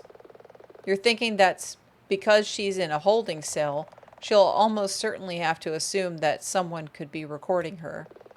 So she might deny knowledge about anything I ask about this? It's like a perfect circle of guilt. Milia stands accused, and her oath, her actions, her heroic exploits, they all count against her. It all feels too perfect for my liking. Is it hopeless? No. Comet, as an attorney, I am bound to act as a zealous advocate for my client. Do you know what that means? Not really. For the purposes of this conversation, it means that until the judge drops her gavel in court, I will act on the basis that Milia is not guilty of the crime of which she stands accused. And if that's true, what binds Milia to this crime isn't magic or oaths, or special powers. The case is far too complicated to have been some sort of accident. That means this is all based on the deliberate actions of the actual guilty party. Who that is as of yet, we don't know. But until this is over, I intend to do my absolute best to find out. Wow, you're good at this. Not all heroes wear armored bikinis. But time's running out before tomorrow, and we need to pick our battles. Really, the magical girl line of investigation may be a dead end. On that note, I think this is where we should split up again. Oh? Your job is to defend Milia in court, and that's important. But really, my task is the continued defense of the city from Malfara's forces. With monsters still appearing like this, I should go looking for Starna. Perhaps if I can find her, then we'd get some answers. Meanwhile, I can carry on with the more practical aspects of Milia's case. That actually sounds like a good plan. Take care. Right, next move. When we were looking at the trailers, we saw some notes from the studio costume department, wardrobe. I should head there next. It's over at the studio, near Maxie's salon. All right.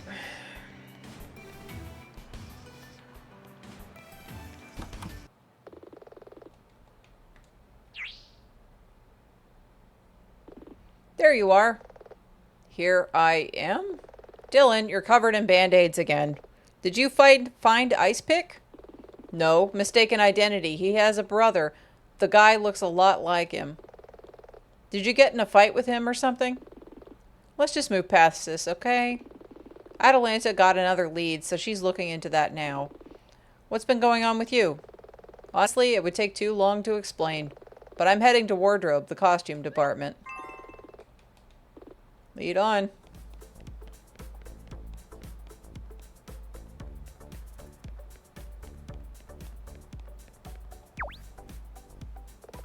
I wonder where this goes. It's locked. Oh, you have to talk to him. Okay. This is wardrobe, right? Name? Sorry, what? Name? You do have a name, I assume? Oh, Nina. Nina Aquila. And Dylan Merlot. Milia's attorney? You got papers? You want identification? If you want to enter the wardrobe. This guy has that clipped, efficient tone. It's unmistakable. He must be ex-military. Okay. I'm fully licensed to investigate on my client's behalf within city limits. Yes, this seems to be all in order. Welcome to wardrobe. I'm Daryl Furkowitz. Okay, but people around here just call me the quartermaster. Is that because of your military career? You're perceptive. I used to work in uniform requisitions and logistics, and that got me into tailoring. At first, it was just hemming pants, fixing tears, but eventually I was tailoring whole uniforms. So when you left the military, I exchanged one clothing desk for another. But enough about me. I assume you want to see the costumes? I have a couple already out. You can investigate the costumes and speak to me if you need any more information. Right. Milia's costume. You have a good eye. It looks so light in person. Oh yeah, it's quick drying. We have to wash and dry these things a lot. Heavy materials are out of the question. Milia tends to keep her costume in her trailer, which I'm not terribly happy about. At least between seasons I get it back for a bit to make repairs. I assume it was confiscated when she was arrested? That's right. Hank told Milia to stay in her trailer until the police arrived, so she changed out of it. Of course. I know better, but the crew really do believe Milia was wearing this when the crime took place. I guess no one was around to see that it was still in her trailer while the scene was being filmed. It looks just like the real thing. The, real thing? A figure of speech. I just mean that it looks authentic. Amara's costume. That's right. Nina. Isn't it kind of weird how similar the two magical girl costumes are? You're right. Now that I get to see them up close, the design is very similar. The word you're looking for is identical. Totally? With the exception of their color scheme, of course. They're the same design? More than that. Let me show you.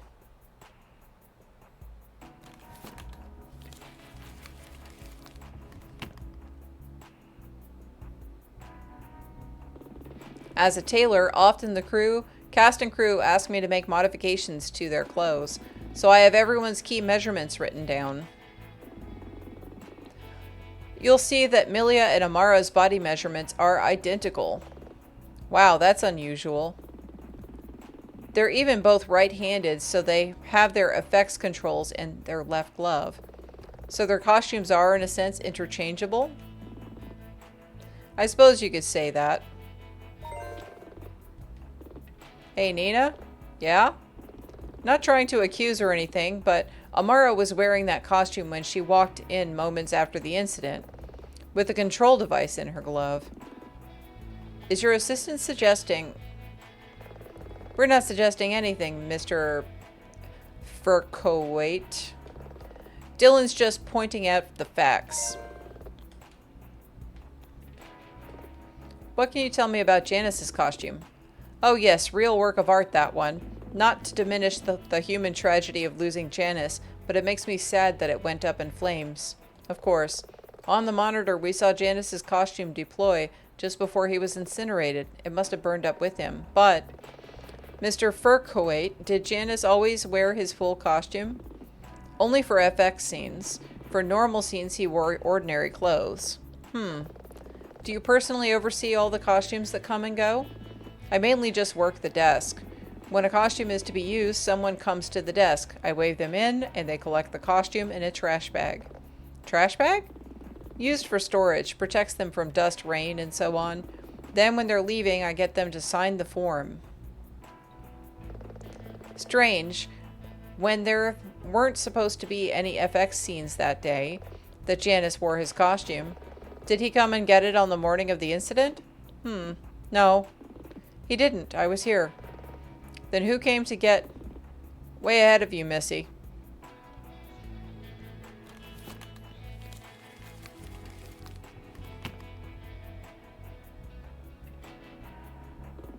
No, this can't be right. What's wrong? Take a look at this. It's the checkout form for all of our costumes. I see. Amara most recently checked out her costume. Makes sense. And Devona checked out Milia's on the day before the incident. I guess that makes sense too. Milia needed it for the upcoming season, and Hank says she likes to keep it in her trailer. It's pretty obvious that Amara took it. Amara took Milia's costume and did that whole thing, the scene where she took the ammo pack, and then she was the one who deployed the ammo pack for pretty obvious reasons. Okay, the crew have no idea it's to help cover up that Milia is actually a real-life magical girl. Yeah, they taking stuff now? Yeah. Then we have Hank the week before.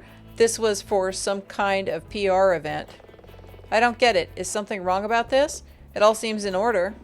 The problem isn't what's there, it's what's missing. Going by the form, Janice's costume should still be here. They really need to rename this dude Fur Coat. Yeah, I know. I'm just like, yeah.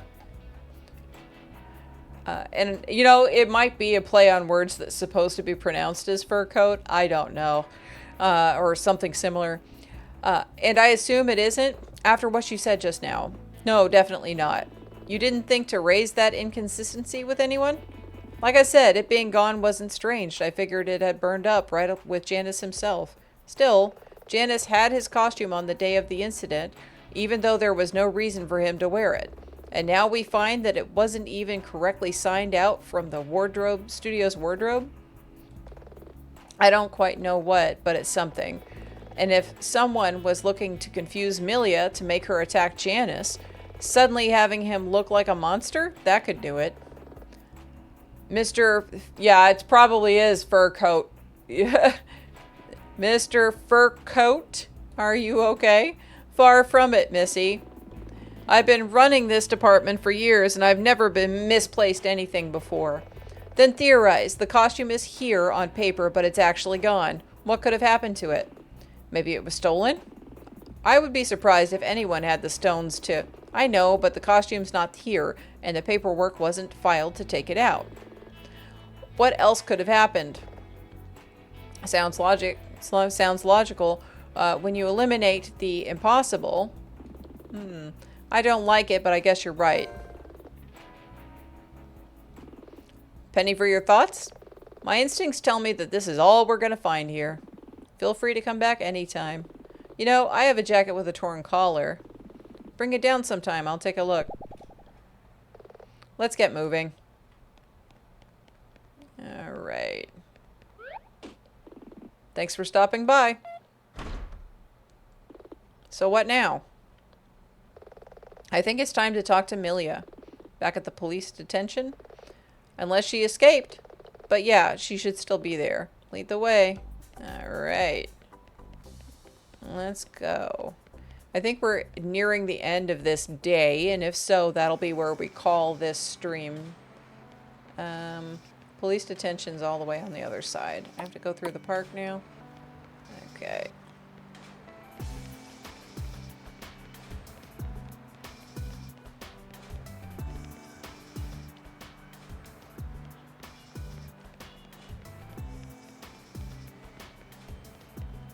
It's all wrecked and ruined.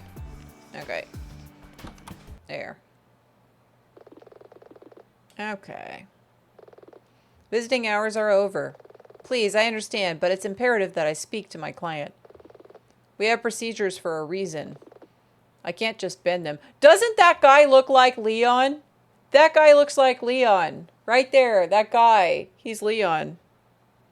Let me push. There. I gotta take a picture of that. That's Leon.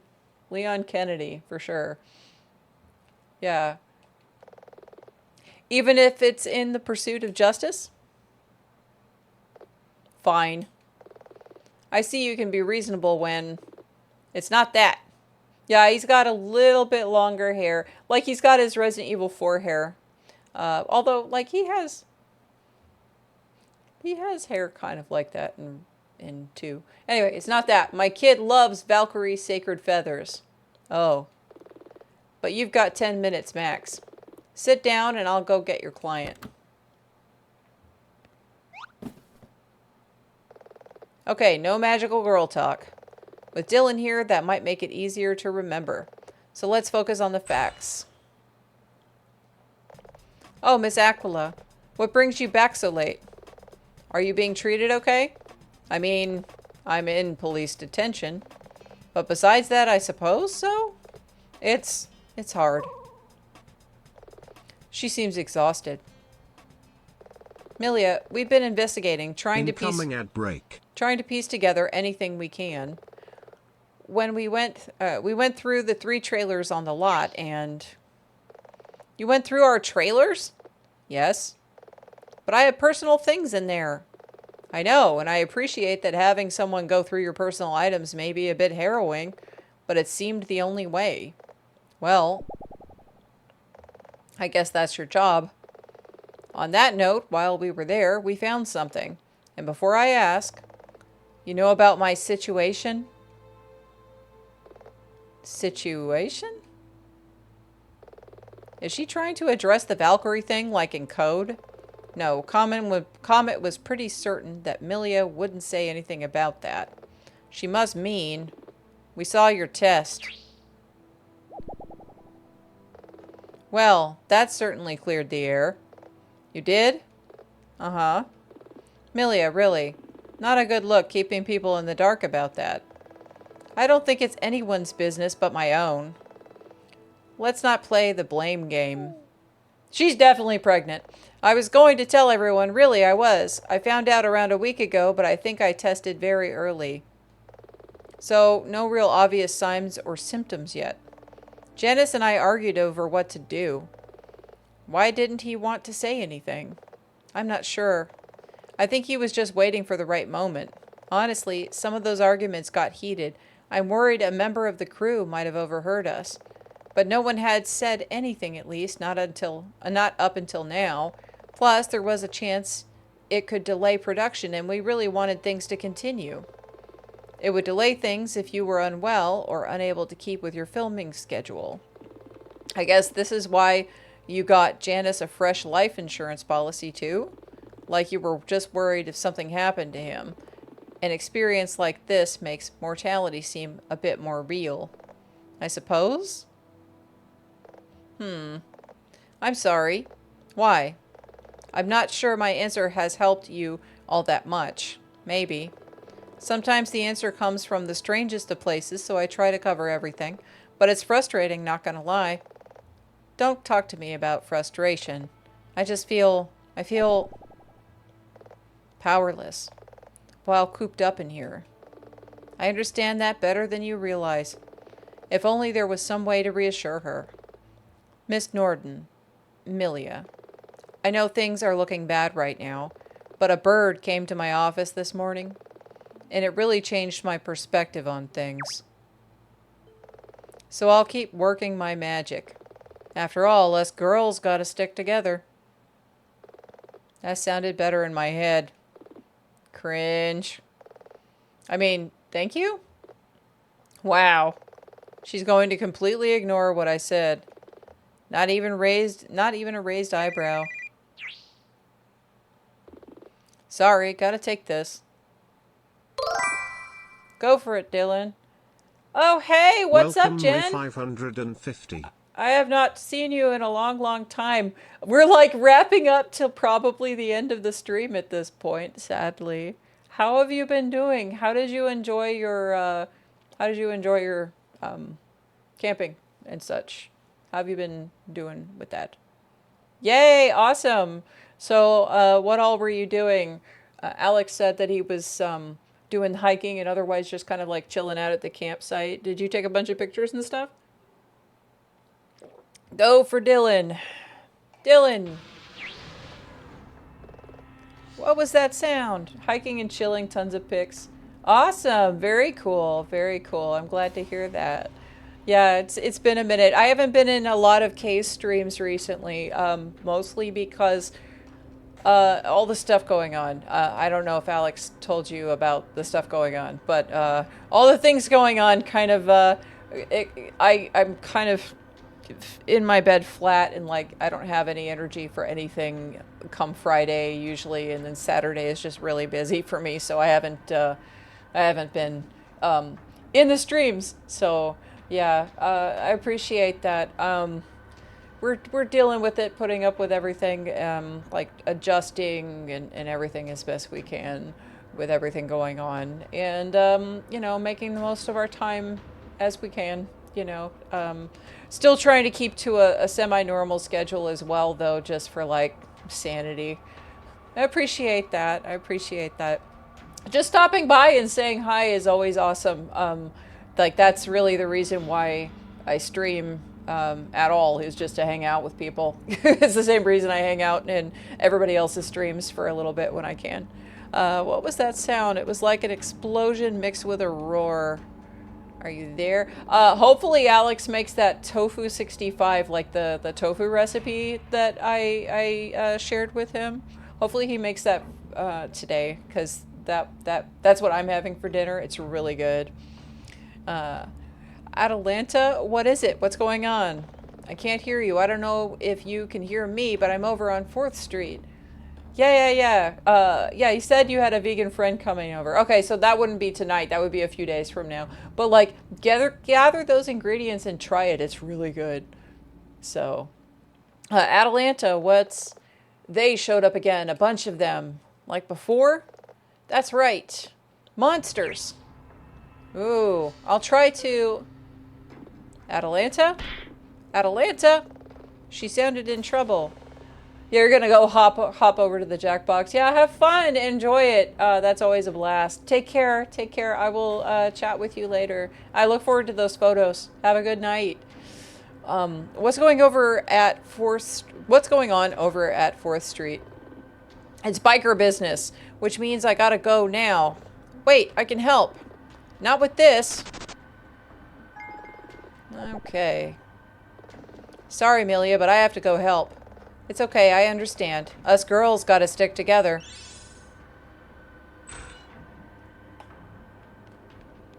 Okay. Dylan, wait! Just what the hell is going on inside that dust cloud? Damn it, I've gotta catch up. Okay, whoop. I didn't mean to go to the sushi place. I kind of slid in there. Okay. Dylan? Dylan! Dylan! I should have done it in the in the Arnold Schwarzenegger voice. It would have been too good. Dylan! Okay. Damn it. I've got to find him. Okay. It's time. I tried. I'm not very good at doing Schwarzenegger. This doesn't look good. Okay. Let go of her, you creep. What the?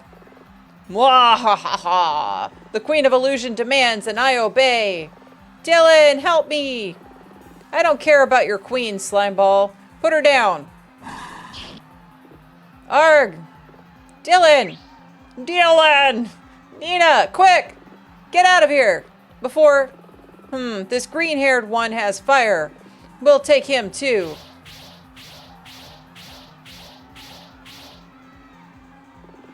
What are you even doing here? Never mind that. We have to get Atalanta. Arg. Okay. That really stung. I can barely move. This is no good. We can't get to her. You shouldn't have come after me. Now you're in trouble too. Am I? Yes. We're surrounded by monsters. Then there's no choice. If I can transform to save people, that's got to include Dylan and Atalanta. Hold on, Dylan. I'll get us out of this. By the power of this sacred feather, I call upon the favor of Brunhild, Valkyrie of armor and strength. Valkyrie, transform! I feel like I need to just do a pose or something at the end of this.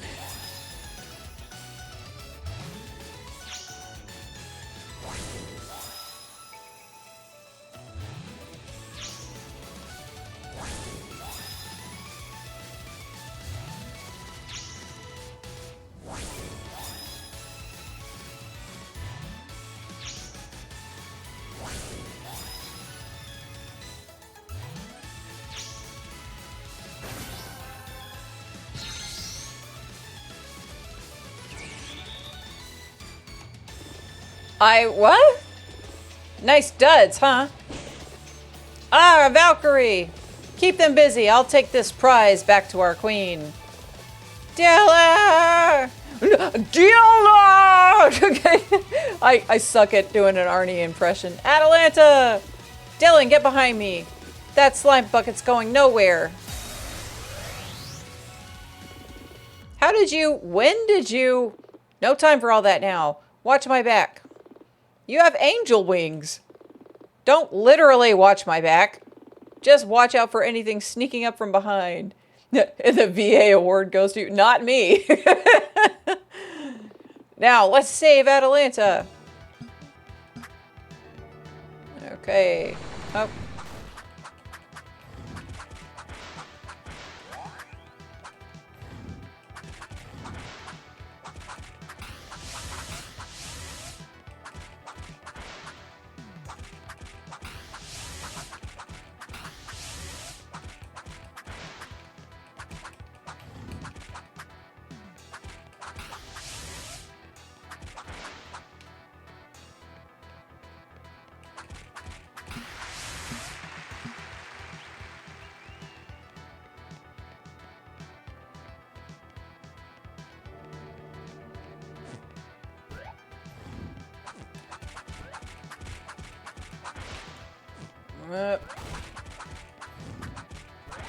Oh, no.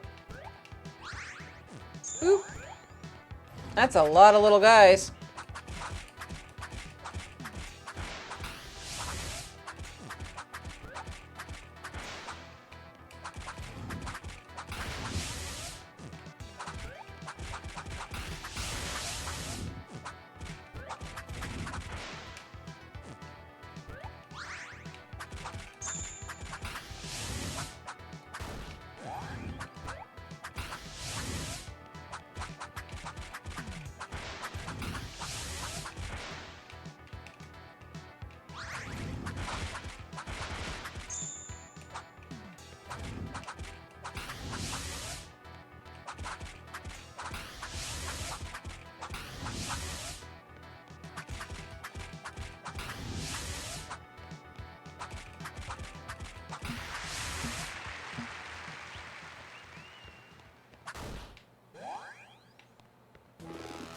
Let her go, Slimo!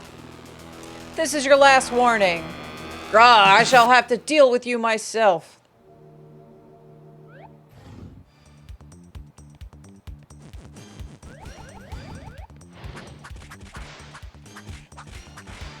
Oh, I don't like that big guy coming at me. Okay.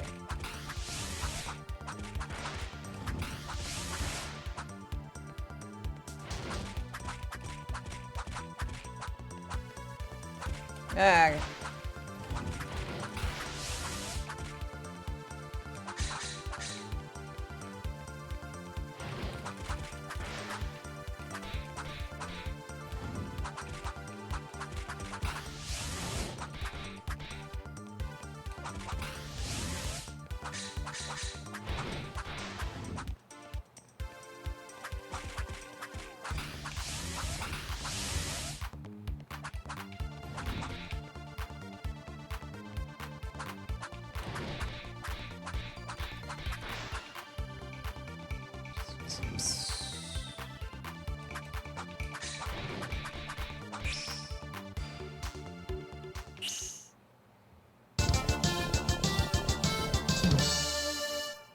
Woot.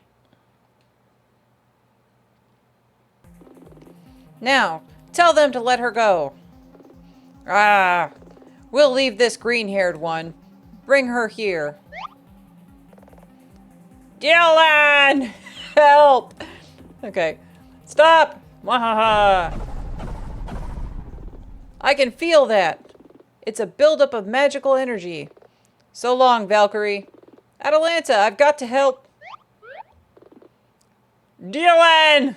Get down! Ah! Okay. I really have to, like, get better at doing an Arnie impression, because that would be pretty cool if I could do a good Arnie impression.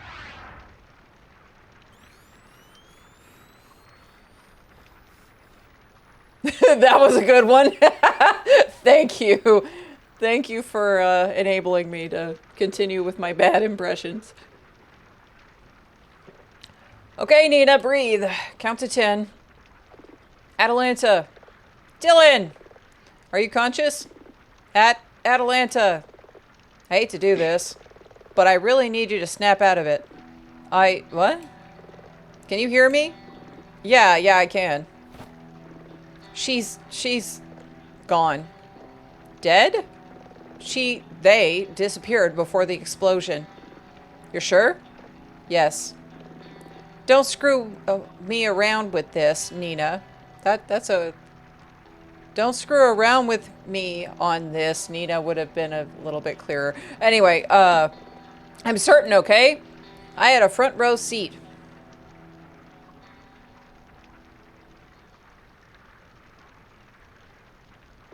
No.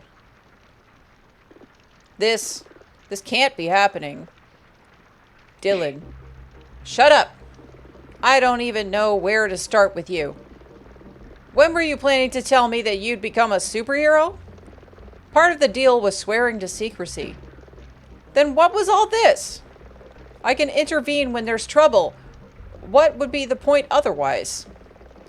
Maybe if you told me earlier that your problem involved monsters. That was biker business. We look after our own. It has nothing to do with you. Oh, come off it. I thought we were friends. But you can't seem to open up about anything. You never even mentioned having a kind of sister until Atalanta showed up. Pots and kettles, Nina. What? You think that I'm the one who's uncomfortable opening up? You saw someone up at the Rostro Spire that scared you half to death and still haven't said why. You say you're Canadian, but you've lived in the US your entire life. You never mentioned your family or your parents. Well, You toss and turn every night murmuring about your mom. It's not like you ever asked. Fine. Tell me what happened to your eye, Nina. How dare you? What was that? How dare you? I helped you when... Save it. And by the way, You won't need to worry about my bike being in your hallway any longer. I quit.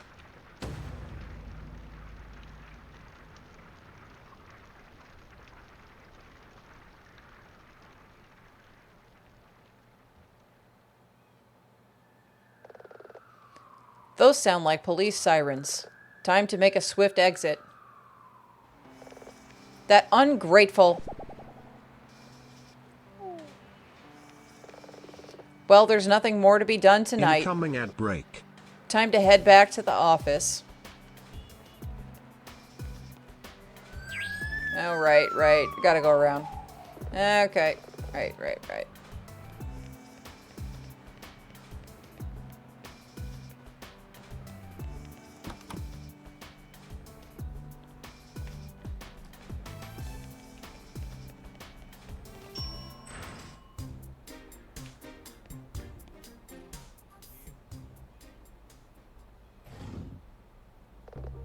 Forget him.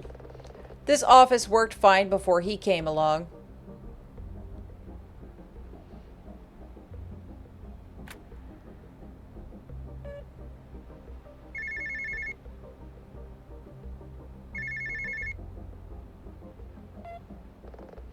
You're still open? Okay. Can I get a regular pepperoni with extra olives? Aquila Defense and Law. 40 minutes. Got it. I did everything I could to save Atalanta. He goes off every day without a shred of explanation.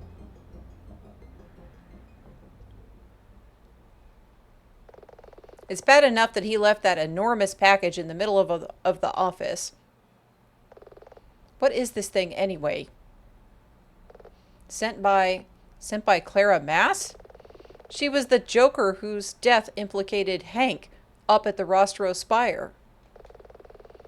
If undelivered, forward to Miller Defense and Law.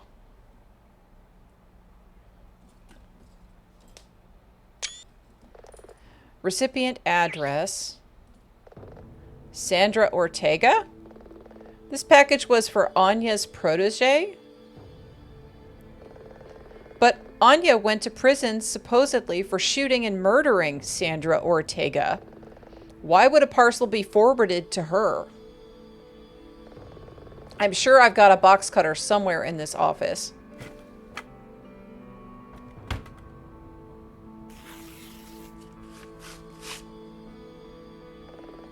What in the world?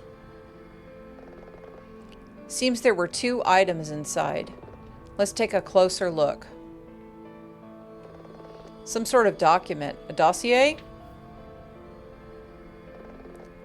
These are military records.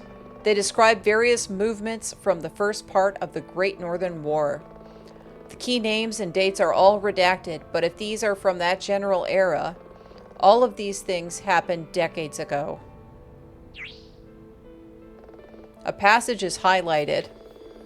Successful. However, a unit unexpectedly found one survivor, a baby, amid the rubble of the hotel. As there were no identifying documents or markings, they were forced to name the child after the sole surviving marking on the ruined hotel's sign. Baby Foxtrot. I don't understand. A baby? This all happened decades before I was even born. What does this have to do with anything? This seems to be a lockbox. I've seen them in banks and other places. They store items for safekeeping. Maybe... locked. Perhaps... Damn it, no key in the box either. These things can't be forced open. Like you could, but the necessary force might destroy whatever's in the box.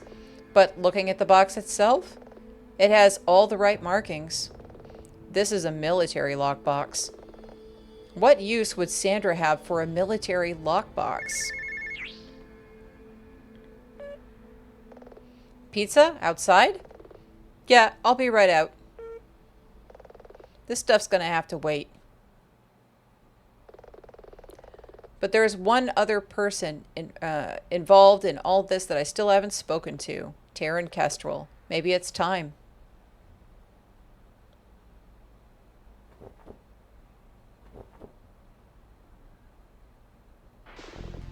Nina, stay here, okay? Mom, I'll be right back. Don't. Stay with her, okay?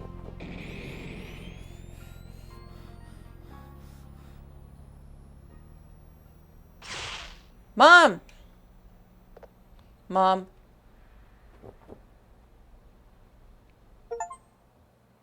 All right, there's day 3. Cool. Yes, we'll save, and that'll be where we stop for today. So, thank you all for watching and hanging out.